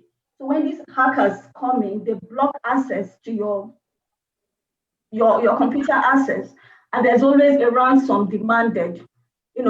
And this one is actually very common. There was an incident in 2017 involving over nearly 200 companies in at least 200 countries, and it cost several billions of dollars were lost in that attack. And I know that a particular film industry some years back also had a ransom attack, where I think there was a film that was supposed to be released, but these hackers got into their network and blocked access and of course demanded for a ransom. And if that ransom wasn't paid, they were going to release that movie for free, of course. And that was a ransom attack. Then most commonly, a more common attack is what is known as a computer virus attack. This is very common. It's a type of malware software designed to replicate itself through the internet. It just replicates and damages programs and deletes your sensitive files and all that. But for a computer virus, if you have a strong antivirus installed in your system, you are able to take care of that to a large extent. You also have the online pop-ups. Sometimes you're browsing the net and you have these pop-ups come up. They are very distracting, but generally most of them are harmless. But in some cases, clicking on them can initiate a download of a ransomware or even a computer virus. These attacks, no company is immune to it, large or small. And when they occur, they usually lead to huge financial losses for the company. Okay. Thank you very much, Mrs. Awele, for providing such much information about security issues. Now, looking at these issues, what do you think? Is there something that can be done to be able to remedy this situation? What would you recommend to our SMEs? Yes, okay, thank you. I've actually mentioned the antivirus for against computer virus, the very most frequent ones, and then you try and avoid clicking on sites that you're not that don't appear safe or you're not familiar with. You actually have to avoid all that.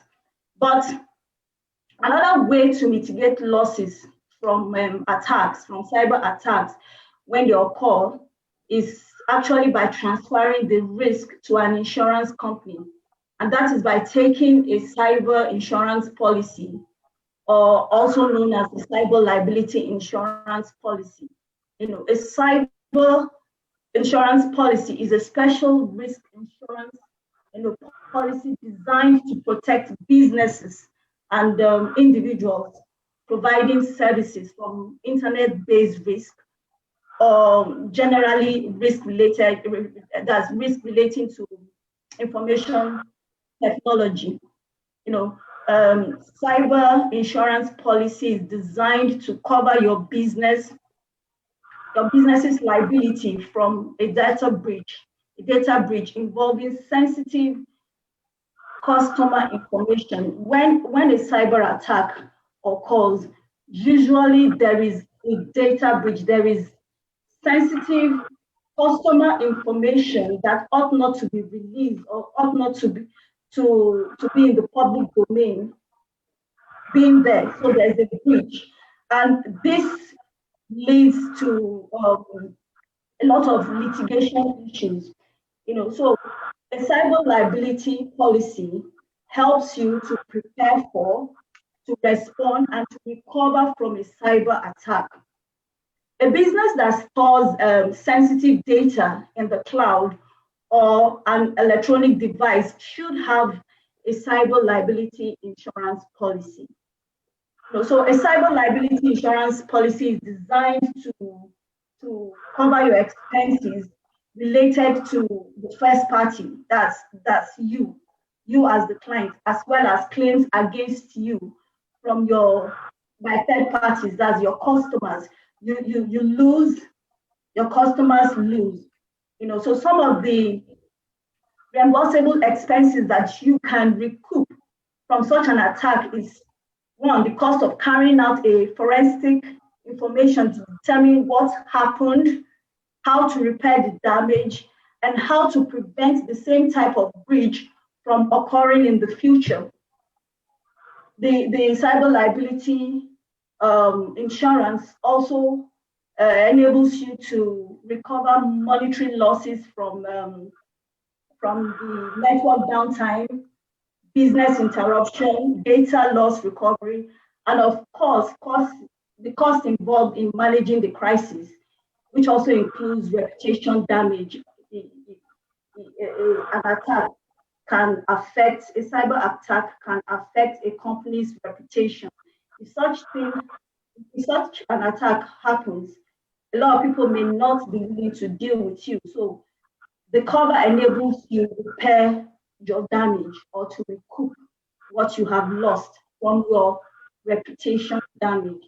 There is also cost involved in sending data breach notifications to customers and other affected parties. This is a mandatory requirement by law. You need to notify your clients. You need to let them know that their information is out there. It's a mandatory requirement by law. There are, of course, like I said, you have litigation, you have lawsuits, most likely. There has been a breach, so there will most likely be litigations. So the legal expenses associated with such a release of confidential information and intellectual property, legal settlements, and regulatory fines are all covered in a cyber insurance policy. Also, if a ransomware attack occurs and it's a cyber extortion and that money is paid, you can also recoup from that. It's very important. This policy is very important for companies that are heavily invested in information technology. And even if you're small, but the intent is to transact heavily through information technology, it is advisable that you have a cyber liability policy in place to cater for any eventuality, anything that comes as a result of a cyber attack. Okay. Thank you very much, Ms. Awele. Thank you so much. So she is recommending the antivirus to protect you and also from cyber attacks, and also the cyber liability insurance policy to also cater for losses that you may experience in the event of a successful cyber attack. Thank you so much for that information, Mrs. Awele. Francois, I'll need to ask you this question. What step do you think businesses should take to maximize opportunities leveraging technology? You had previously mentioned that there are opportunities out there. So what steps should these businesses take to maximize these opportunities? Yeah. So I would like first to add on the previous contribution from the panelists. First, the digital transformation is really a change of culture, a new change of culture. So we can't work, especially during this pandemic, we can't really operate in the way that we were doing, even if we are doing it on Facebook or whatever. So we need to have a change of the way of doing business. And to add on what the previous panelist, Mr. Hanson, said, that in terms of skills, soft skills, and so on. So I'm doing a little bit promotion of Google, but we use it. I need to tell it that because we using the Google Docs, using the Google Meet and Google Sheets, people can learn. Let's say someone have some difficulties to work or to write something, a contract, an NDA, or had a legal advice, let's say to prepare a specific letter, like a cover letter, and so on for whatever project. So they can start putting the document in these docs and have the advice, bringing people from maybe in Nigeria, in all over the world, to get the advice, the contribution to make the document perfect before sending out. This, you know, we are technical people, but you don't have all the skills But if we can have people who can collaborate with us at any time, so this can I think help in doing the business in the new way. So now, in terms of opportunity, to answer to your question, so as you say that the image that is in the background right now that you shared, that we prepared, the SME cloud that we have in mind that we want to develop. So we need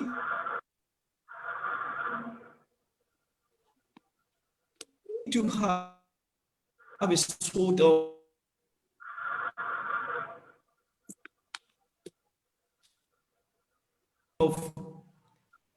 and something integrated where the supplier and the buyer sort of connected. We need to be, if in case the second slide, we have another slide you can share with.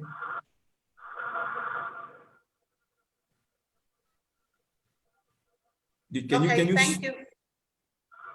I have another slide. Can you share the second slide, please? Okay.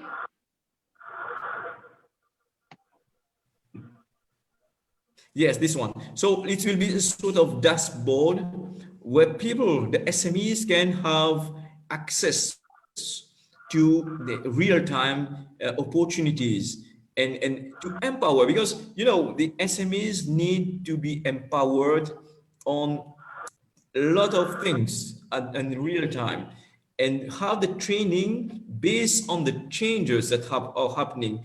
Let's say it can be in health industry.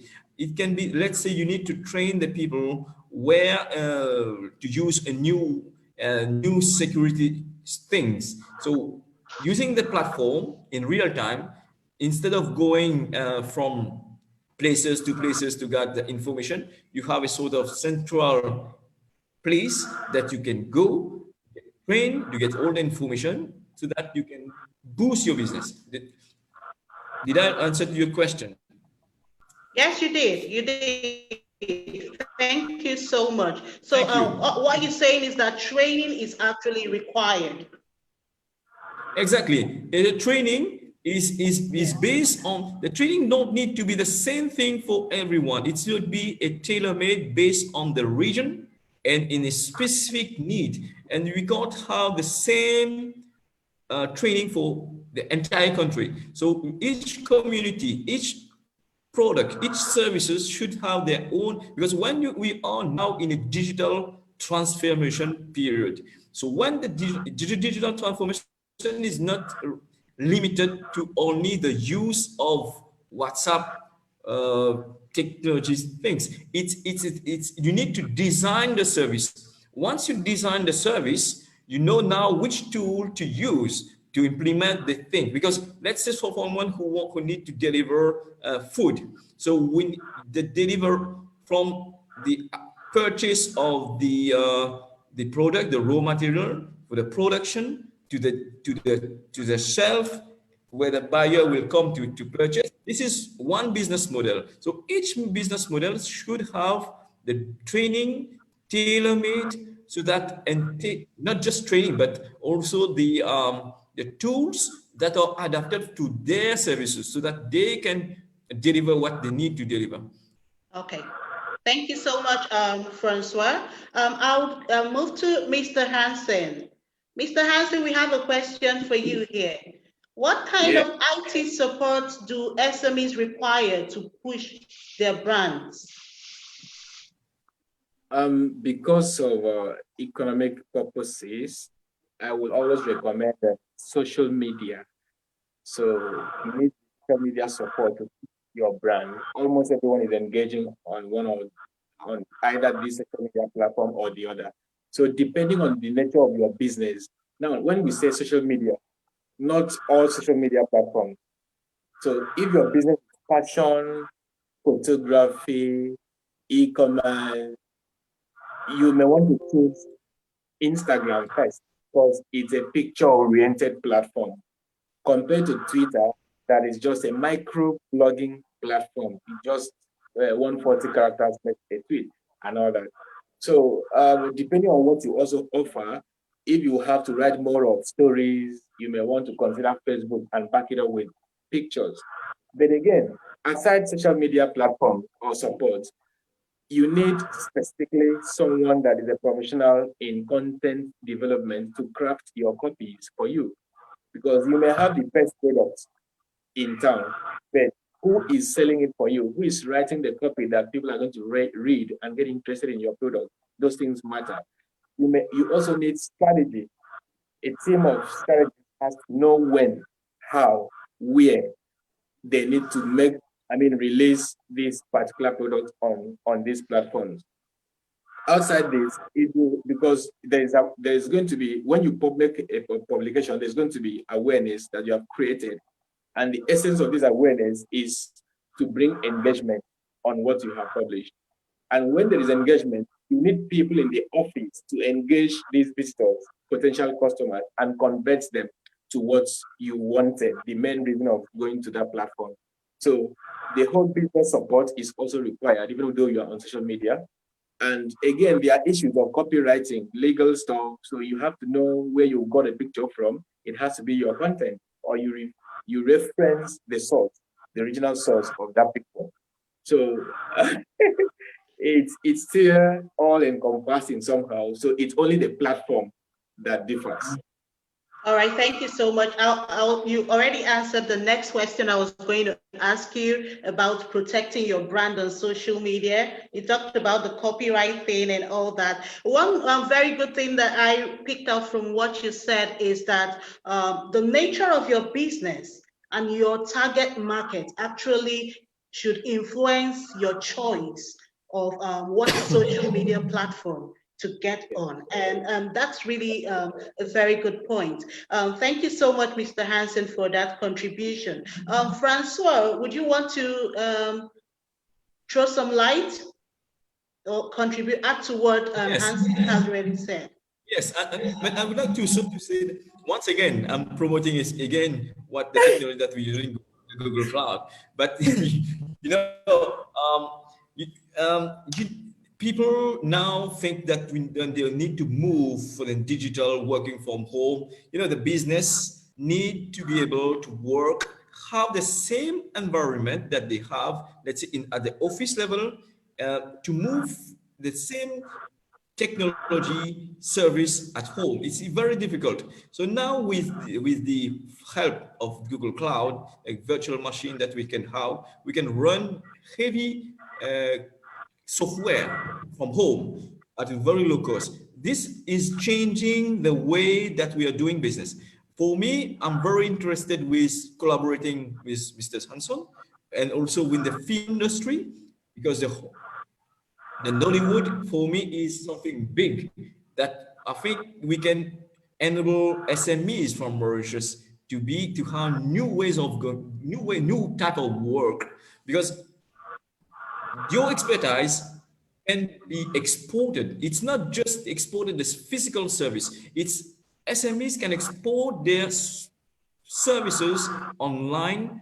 Let's say the expertise. It can be, let's say, in coding, building apps, building cloud services, the virtual reality, using augmented reality to promote the product and services. So before even the product is shipped to Mauritius or whatever country in the world, people can experience, let's say, it can be a chair, it can be a shoot, so that you can match the product with other products even before the product is being produced or manufactured or shipped. So this is bringing a massive way and opportunity that people are not really thinking. So with the use also of 3D printing.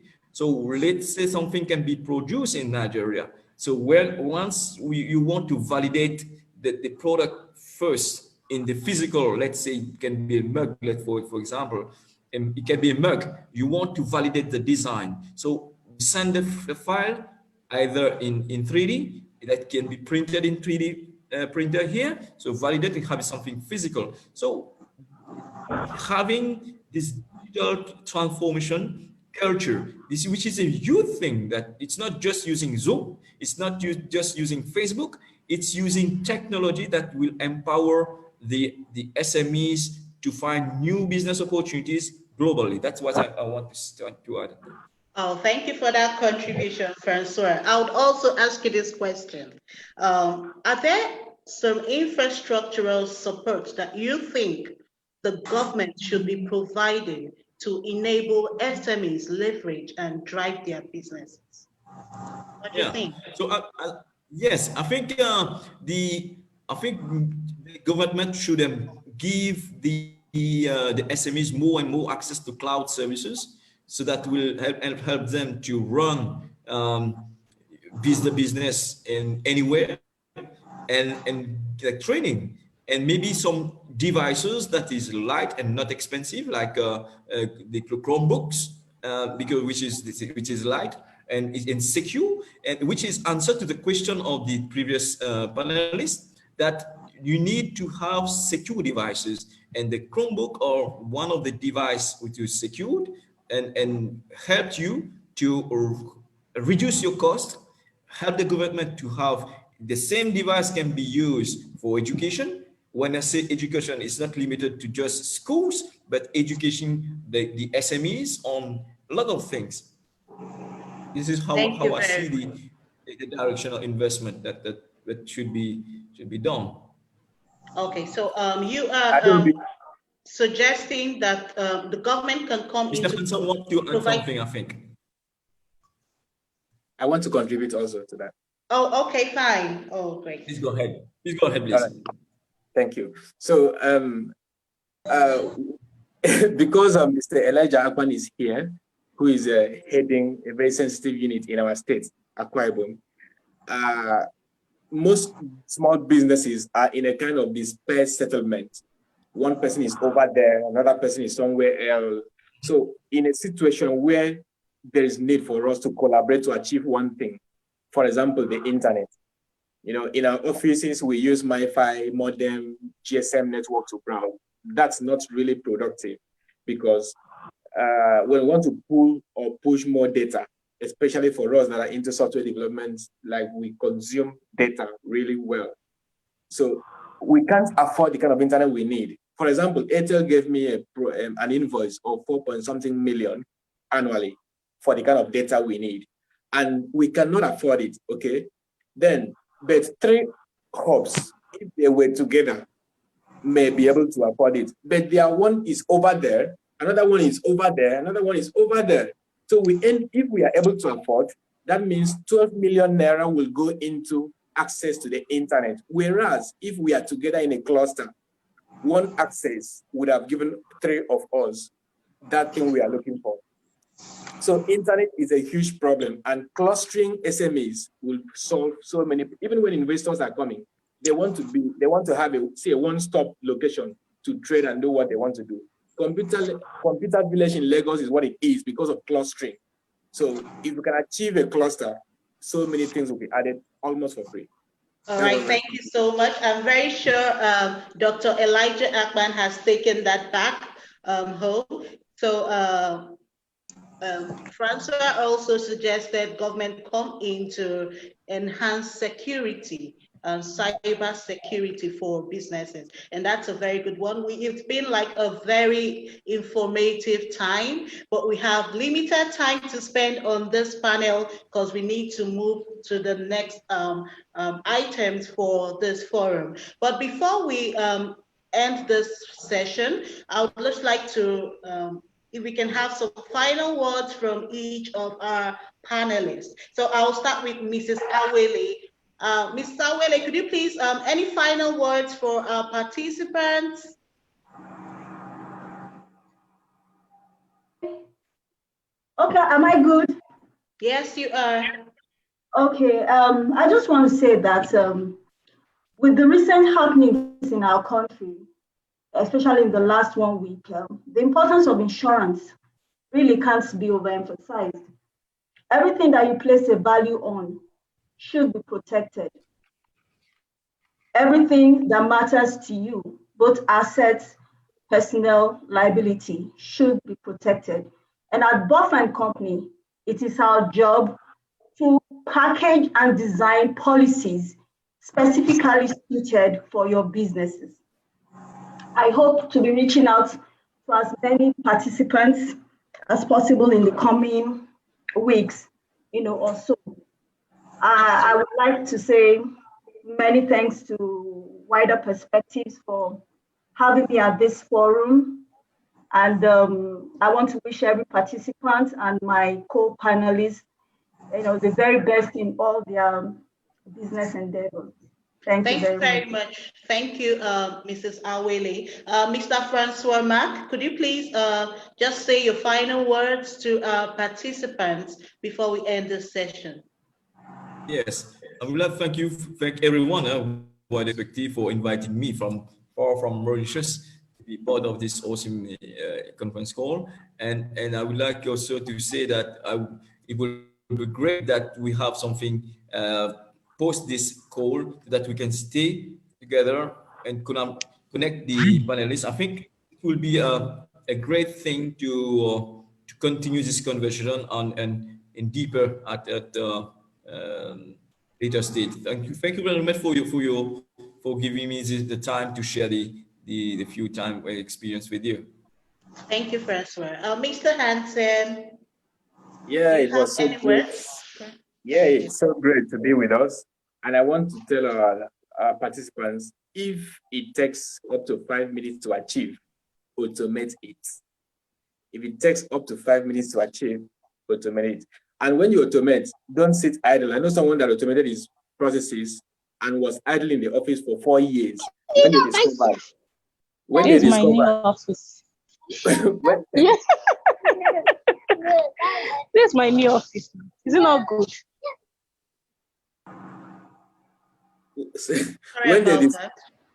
When they discovered he was fired, he lost his job. So when you automate, move on to other things, because the essence of automation is to enhance productivity. Thank you very much, Mr. Hansen, for that. I would like to say a very big thank you to our panelists for the eye-opening information that you've been able to share to us. We can only take advantage of these interesting opportunities out here. So I'd like to say thank you so much once again for joining us, our panelists. My name remains Adobe Ume, the lead economic analysis, Wider Perspectives Limited. And I'll at this moment hand over to my colleague Onyekachi to take us through the remaining part of our forum. Thank you for your time. Thank you very much, Ada. Thank you very much, our panelists. Very, very interesting discussion we've had. Time is fast spent and we are rounding up, gradually coming to the end of the program. We're going to quickly hear from some of our SMEs that we've been working with. We still have about 2 of them here. They're going to just share with us about their business and the value they contribute to our economy. So I'm just going to quickly call on Mr. Thompson. Mr. Thompson, if you're still here, please kindly unmute your mic and quickly, in the next 2 minutes, kindly tell us about your business and the value you bring onto our economy. Mr. Thompson Gogo is the CEO of Nimac Food and Health. Mr. Thompson. Good day. Good day. If you just speak up a bit. Can you hear me? Yes, we can. Okay, thank you very much for this opportunity. And it's Miss Thompson Kitoye. Can we also see you? I'm trying to. Can you put on your video? Your system is not. No, you're on now. Yeah, your co-host, so you can. Yes.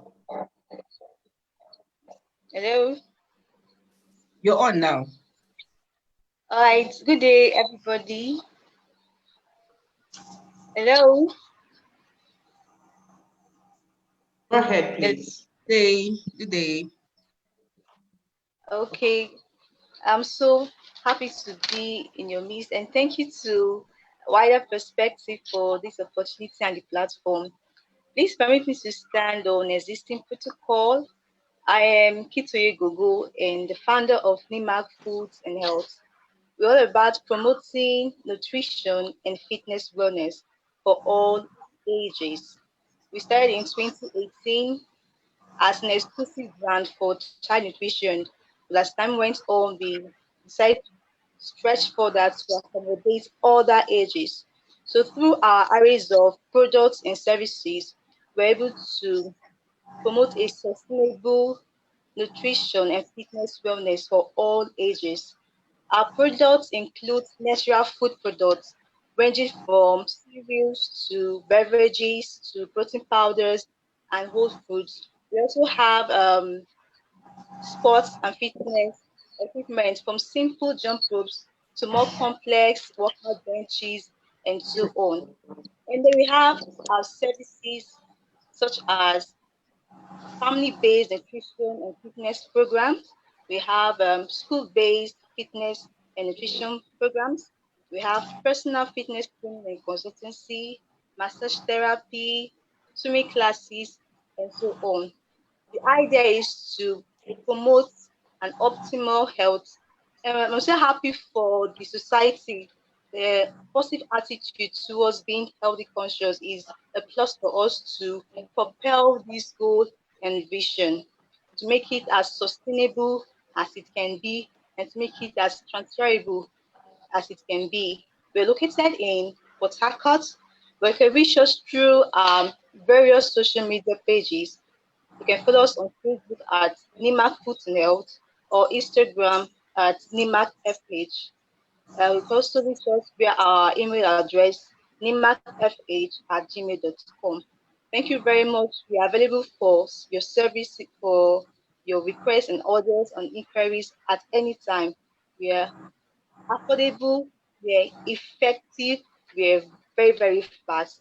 So it's a pleasure being here and a pleasure being with you. Thank you once again, Wider Perspective Limited.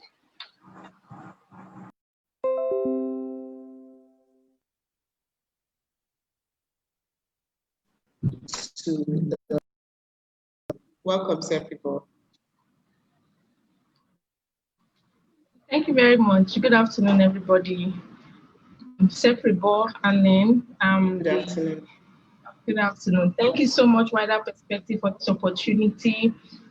Well, without much ado, Carrie's Foods is a Nigerian brand with a vision of creating healthier alternatives, healthier food and drink alternatives using locally sourced raw materials. Now, we all know there's a gravitation towards a healthier lifestyle. Now, everybody is looking for ways to eat healthy, move around more, and there's a surge in maybe because of also the rise in chronic diseases as well. So everybody's trying to be careful on what they eat and all that. So Carrie's Foods, that's where we come in. We want to provide healthier food and drink alternatives. Like we have about 6 products recently, currently in the market. We have our multigrain wholemeal. We have our millet and oat swallow. We have our multigrain cereal. We have our date syrup. Date syrup is like a very good alternative to sugar.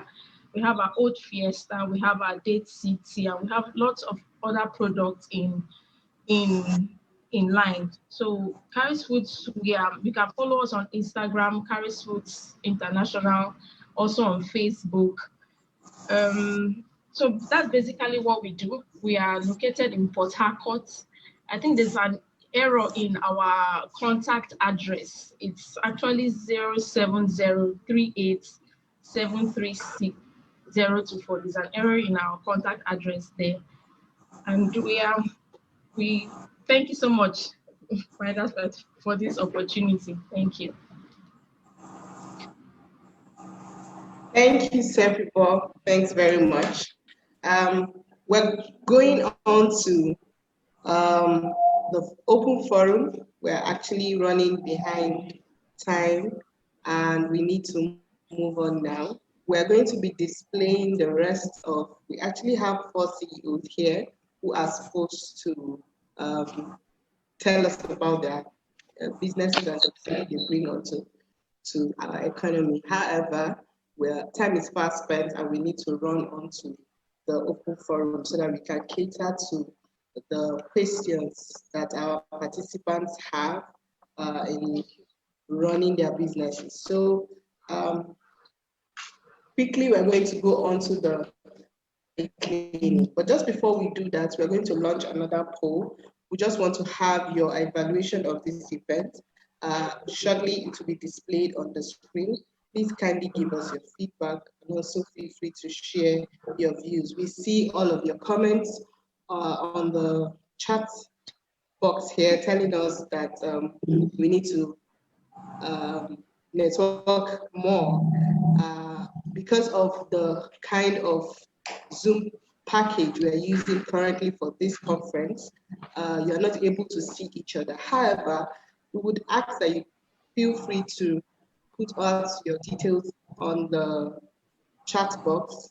Feel free to drop information about yourself, and you have, we'll get back to you as much as we can.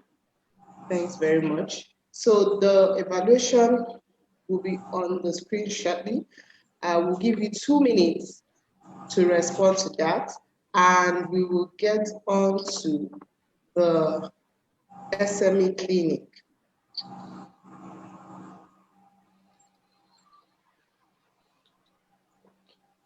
Please kindly give us your feedback. It's very important to us, and we promise that we would ensure that we meet your needs in our future events. So feedback is coming in. Quite a lot of people got to know about this event through the link, our LinkedIn page and our Facebook. So the results we are seeing here is that the discussions so far are useful, and people will be able to apply that in their businesses. And we are seeing that a lot of people here would want to continue discussing with us after this forum. We're very open. And just before we end this program, we'll be displaying our contact details. And if you have met us on Facebook, if you've checked us out on Facebook and LinkedIn, feel free to also drop questions, inquiries in the comment sections, and we will get back to you. We're happy that people are rating this conference very well. We would continue to meet your needs. So quickly, we're going on to the SME clinic. And we have Mrs. Pauline Ndulaka here.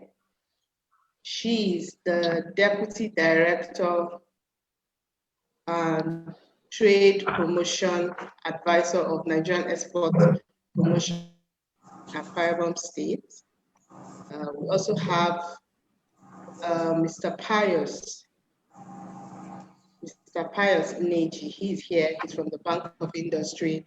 And very shortly, we're going to be answering questions regarding the regulatory agencies. All right. So please let me ask Madam Pauline to put on her video.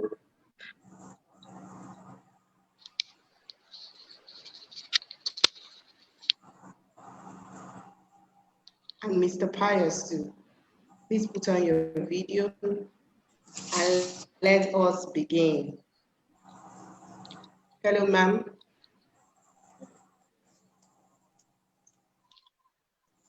Hello. Good afternoon, ma'am. Thanks very much for your patience. Thanks, you've been with us from the beginning and right up until now. So let me ask, how is NAPC supporting technological advancement for SMEs? Okay, thank you very much. Distinguished ladies and gentlemen, the chairman of Wider Perspective, the MD, the chairman ACICOP, Mr. Elijah, and co-panelists, good afternoon. All protocols duly observed.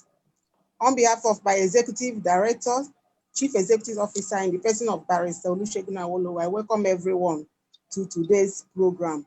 I wish to thank the organizers, Wider Perspectives Limited, for organizing this program. It is actually apt. Nigeria Export Promotion Council. We are into development and promotion of non-oil exports outside the country. Presently, you know, the government is talking of diversification. When the oil finish, what next? So there is need for us to look inwards, develop our products and services, process them, add value, and export outside the country to increase our GDP. So to the question, how we, Nigeria Export Promotion Council, technological advancement is very, very important. You know, we are talking of international trade, and e-commerce have to come in, especially within this period, COVID and pre-COVID and post-COVID. E-commerce is very, very key. We have the online, even our registration. Our registration is online. You can stay in your house or in your offices and register with us, and we give you your certificate within the same day. Market linkages is very, very important. And it's through technology. We have programs on a quarterly basis, workshop, seminar, symposium. The recent one we had was on packaging, labeling, and certification, and export trade platform. All these are technologically enabled. Recently, we have partnered with UPS to support Nigerian SMEs with competitive rates for logistics, freighting for trade fairs, and with warehousing needs. And you know the essence of technology. Efficiency is involved, effectiveness is involved, speed, accuracy, service delivery. So we here at Nigeria Export Promotion Council, with the help of technology, our seminars, workshop, symposium, through WhatsApp, through this Zoom, webinars, conferencing, and so on, we are still having our programs because our role is to develop, we promote, we sensitize for us to produce products that meet international standards. And for us to do this, we always synergize with a lot of agencies. We call them facilitating agencies like SON, NAFDAC, SMEDEN, NAZIM, and so on. Within this interactive forum, somebody was asking a question, what the federal government, is doing. If you can recall, the vice president, has been on the tour around the whole state on SMEs. We call it SMEs clinic, SMEs clinic, one-stop shop, and the essence is of ease of doing business, to streamline things, to make it easy for SMEs to produce and export outside the country. But the most important thing is that that product has to meet international standard. That's why we are on a daily basis, we are into capacity buildings, on a quarterly basis. Okay, let me quickly ask you, Ma, are there interventions or projects being proposed or implemented that is focused on innovations for SMEs? Yes. Like a zero to exports is for SMEs. It's a capacity building development program for would-be exporters. It's through practical hand-holding approach. It's a continuation of the council's novel approach on increasing new exporters or non-oil exports, especially young and vibrant entrepreneurs. We are on to zero oil plan. You assume that Nigeria, we don't have oil. So we are sensitizing Nigerians. Let them queue in. Because Nigeria, we are blessed with a lot of abundant natural resources. That's what federal government initiated through NEPC. We call it one state, one product. That's your sub. Every state have a product, it has comparative advantage over every other state. Like here in Akwa Ibom now, it's palm oil and seafood. Every other state, they have a product, they have comparative. So what we are trying to do is to let people look inwards, develop this product, not just necessary for domestic consumption, but for export, because that's how we have to increase our GDP. So this Zero to Export, we have been organized. It's a program that has been taking place both Lagos, Abuja, Port Harcourt, and so on. Then we have another one we call New Exporters Development Program. A number of participants have been selected in the geopolitical zones. One, export awareness, export readiness assessments. These activities were aimed at removing the range of constraints and obstacles in the way of non-oil exports. So we are a kind of positioning the Nigerian exporter to benefit from a lot of these programs. That's one we call Export Competency Development Project for NSPC Export Coaches, CBI. Some products were selected like cocoa, cashew, and sesame seeds.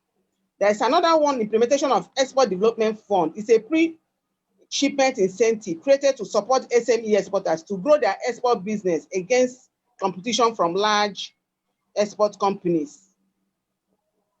And we are facilitating certification training for exporters to enable them meet market demands. Even for women, not only for general exporters, we have what we call ITC, yes, SheTrade. It's an ITC platform for women, even for youths. There are a lot of programs for SMEs.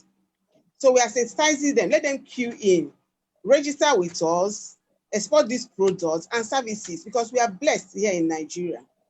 So a lot of programs are going on. We have been into export seminars, workshops, both capacity building, export business for beginners, for them to get it right from the beginning. The recent one we had was on packaging, labeling, and certification. That was in August. Even this month, we had another one for youth and another one for Nexport Trade. It's a platform whereby you'll be able to showcase your products. Others outside the country will see your products, you know, and it's online. That one is also online business, yes.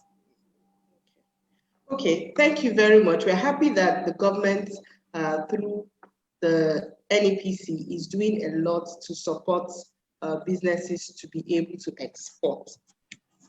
One thing we have discovered is that a lot of times SMEs don't know how to get approval and certification for export.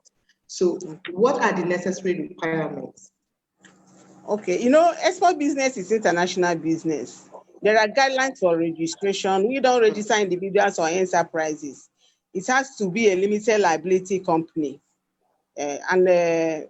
Registration is online. You can stay in your office or your house and register. You can come to our office. We have registration officers that will be able to help you to do your registration. When you're coming, you bring your certificates of incorporation, memo and association, then Form CO7. That's those documents, corporate affairs issued to you, you know, when you registered with them. CO7 is the one that has particulars of the directors. Then if you don't have a limited liability company, you can pull resources together and form cooperative society. Then you bring your certificates of registration, your bylaws, your cooperative rubber stamp, and we register you. And we have government or non-governmental organizations. You bring your certificate of registration by CSC, Articles of Association, then law enabling the agency in the case of government organizations. So for further information, you can click on our NEPC website, www.nepc.gov.ng. Then your certificate is revalidated every 2 years. Failure to revalidate within 6 months, expiration requires fresh certifications.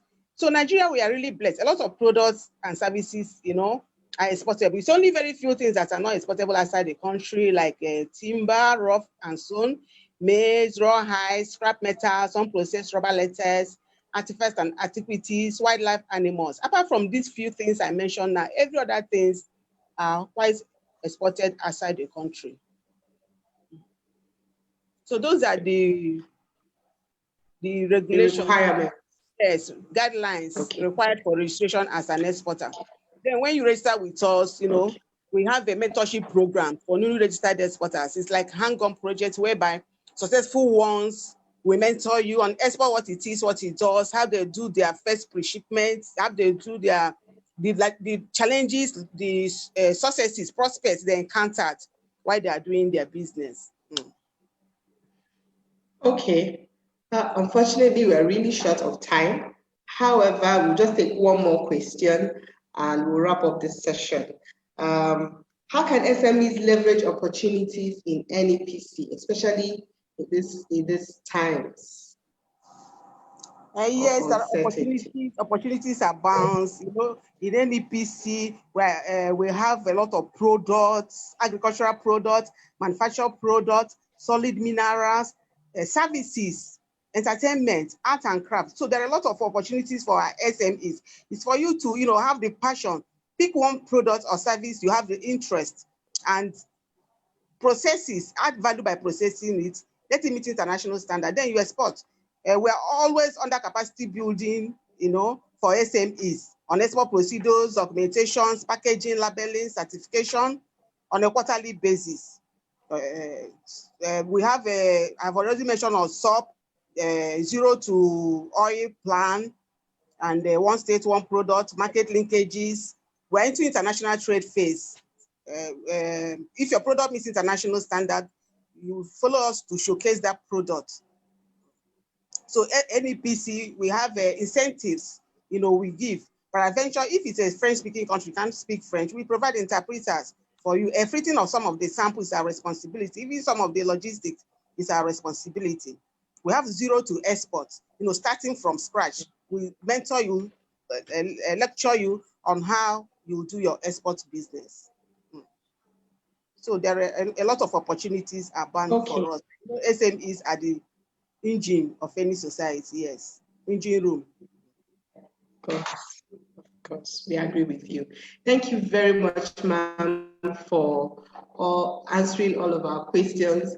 Unfortunately, we will have to wrap up this session, but please, this relationship with NEPC has not ended here, because we are very much in touch with NEPC, and we are available to ensure that you have the contact and the information you need from NEPC going forward.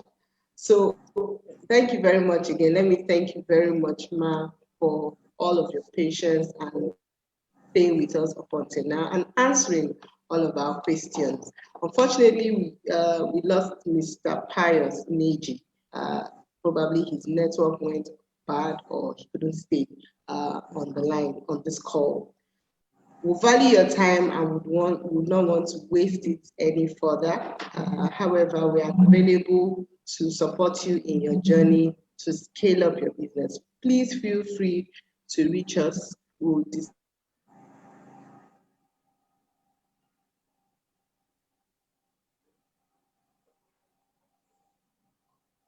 Hello?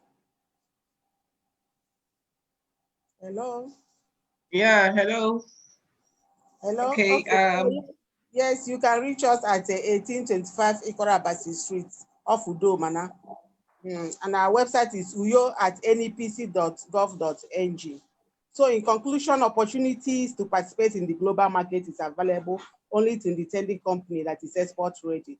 This involves hard work and commitment in developing and producing product service whose quality meets international standards. Potential exporters SMEs are encouraged to note these requisites and always seek expert advice from the council and other relevant government agencies. Yes, in conclusion, I wish to inform that NEPC as an organization is ever ready to assist exporters and SMEs in all their activities to ensure that they contribute to the growth and development of Nigerian economy. Thank you very much.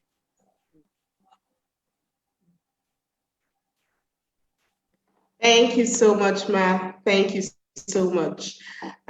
So one of the ways that Weather Perspective supports businesses to scale up is our Business Acceleration Program. In this program, years worth of knowledge and experience is compressed into a short program to support your growth, and it includes training, access to finance, access to markets, and business advisory services to enable you structure your business effectively. Depending on your needs, we advise that you talk to us today. And to wrap up, we want to call on our colleague, Mr. Ibom Sme, to give a vote of thanks. And while he's coming up, I'll just let you know that just like the MD of Wider Perspectives mentioned, Mrs. Hansen, we're going to hold the second Business Linkages Forum Yenagoa in Bayelsa State for Thursday, November 26, 2020. We ask that you put that down in your diary. We also hold monthly webinars as a way of impacting the business community. And our theme for the year is Strategies for Business Sustainability. It holds every third Tuesday in the month. Next one is coming up in November, on November 17th, 2020. We'll share the details shortly on our social media handles. So I'll just call on Mr. Idongesit Udofort to give the vote of thanks. Okay, thank you very much. I've been enjoying the program all the while. I just want to use this opportunity to thank all our panelists. You've been wonderful. Francois Mark, founder, Afemex Technologies Limited, Awele of the BOF and Company. Of course, I'm managing director of Wider Perspectives, and Hansen Johnson. This is not in any particular order. I don't want to take for granted that we really appreciate the chairman, Akwa Ibom Investment Corporation, and all our panelists to say. I want to thank also all the partners, and I want to say thank you very much for supporting SMEs. Posterity will not forget you. I won't forget to thank the chairman of Wider Perspectives. He's been phenomenal. He's been passionate in showing us leadership and pushing the cause of SMEs in the South region and beyond. Thank you once again. Thank you, thank you, thank you. All right, thank you, ID. ID is actually in our Akwa Ibom office, and he is willing to receive all of your visits. He's there to point you in the right direction as you make inquiries. Thank you again, ID. So we have come to the end of this program. Let me also thank all of us for staying till this time, for our panelists, our speakers who have shared from their wealth of experience. From all of us in Wider Perspectives, we say thank you very much. Do enjoy the rest of your evening. Thank you. Thank you. Thank you.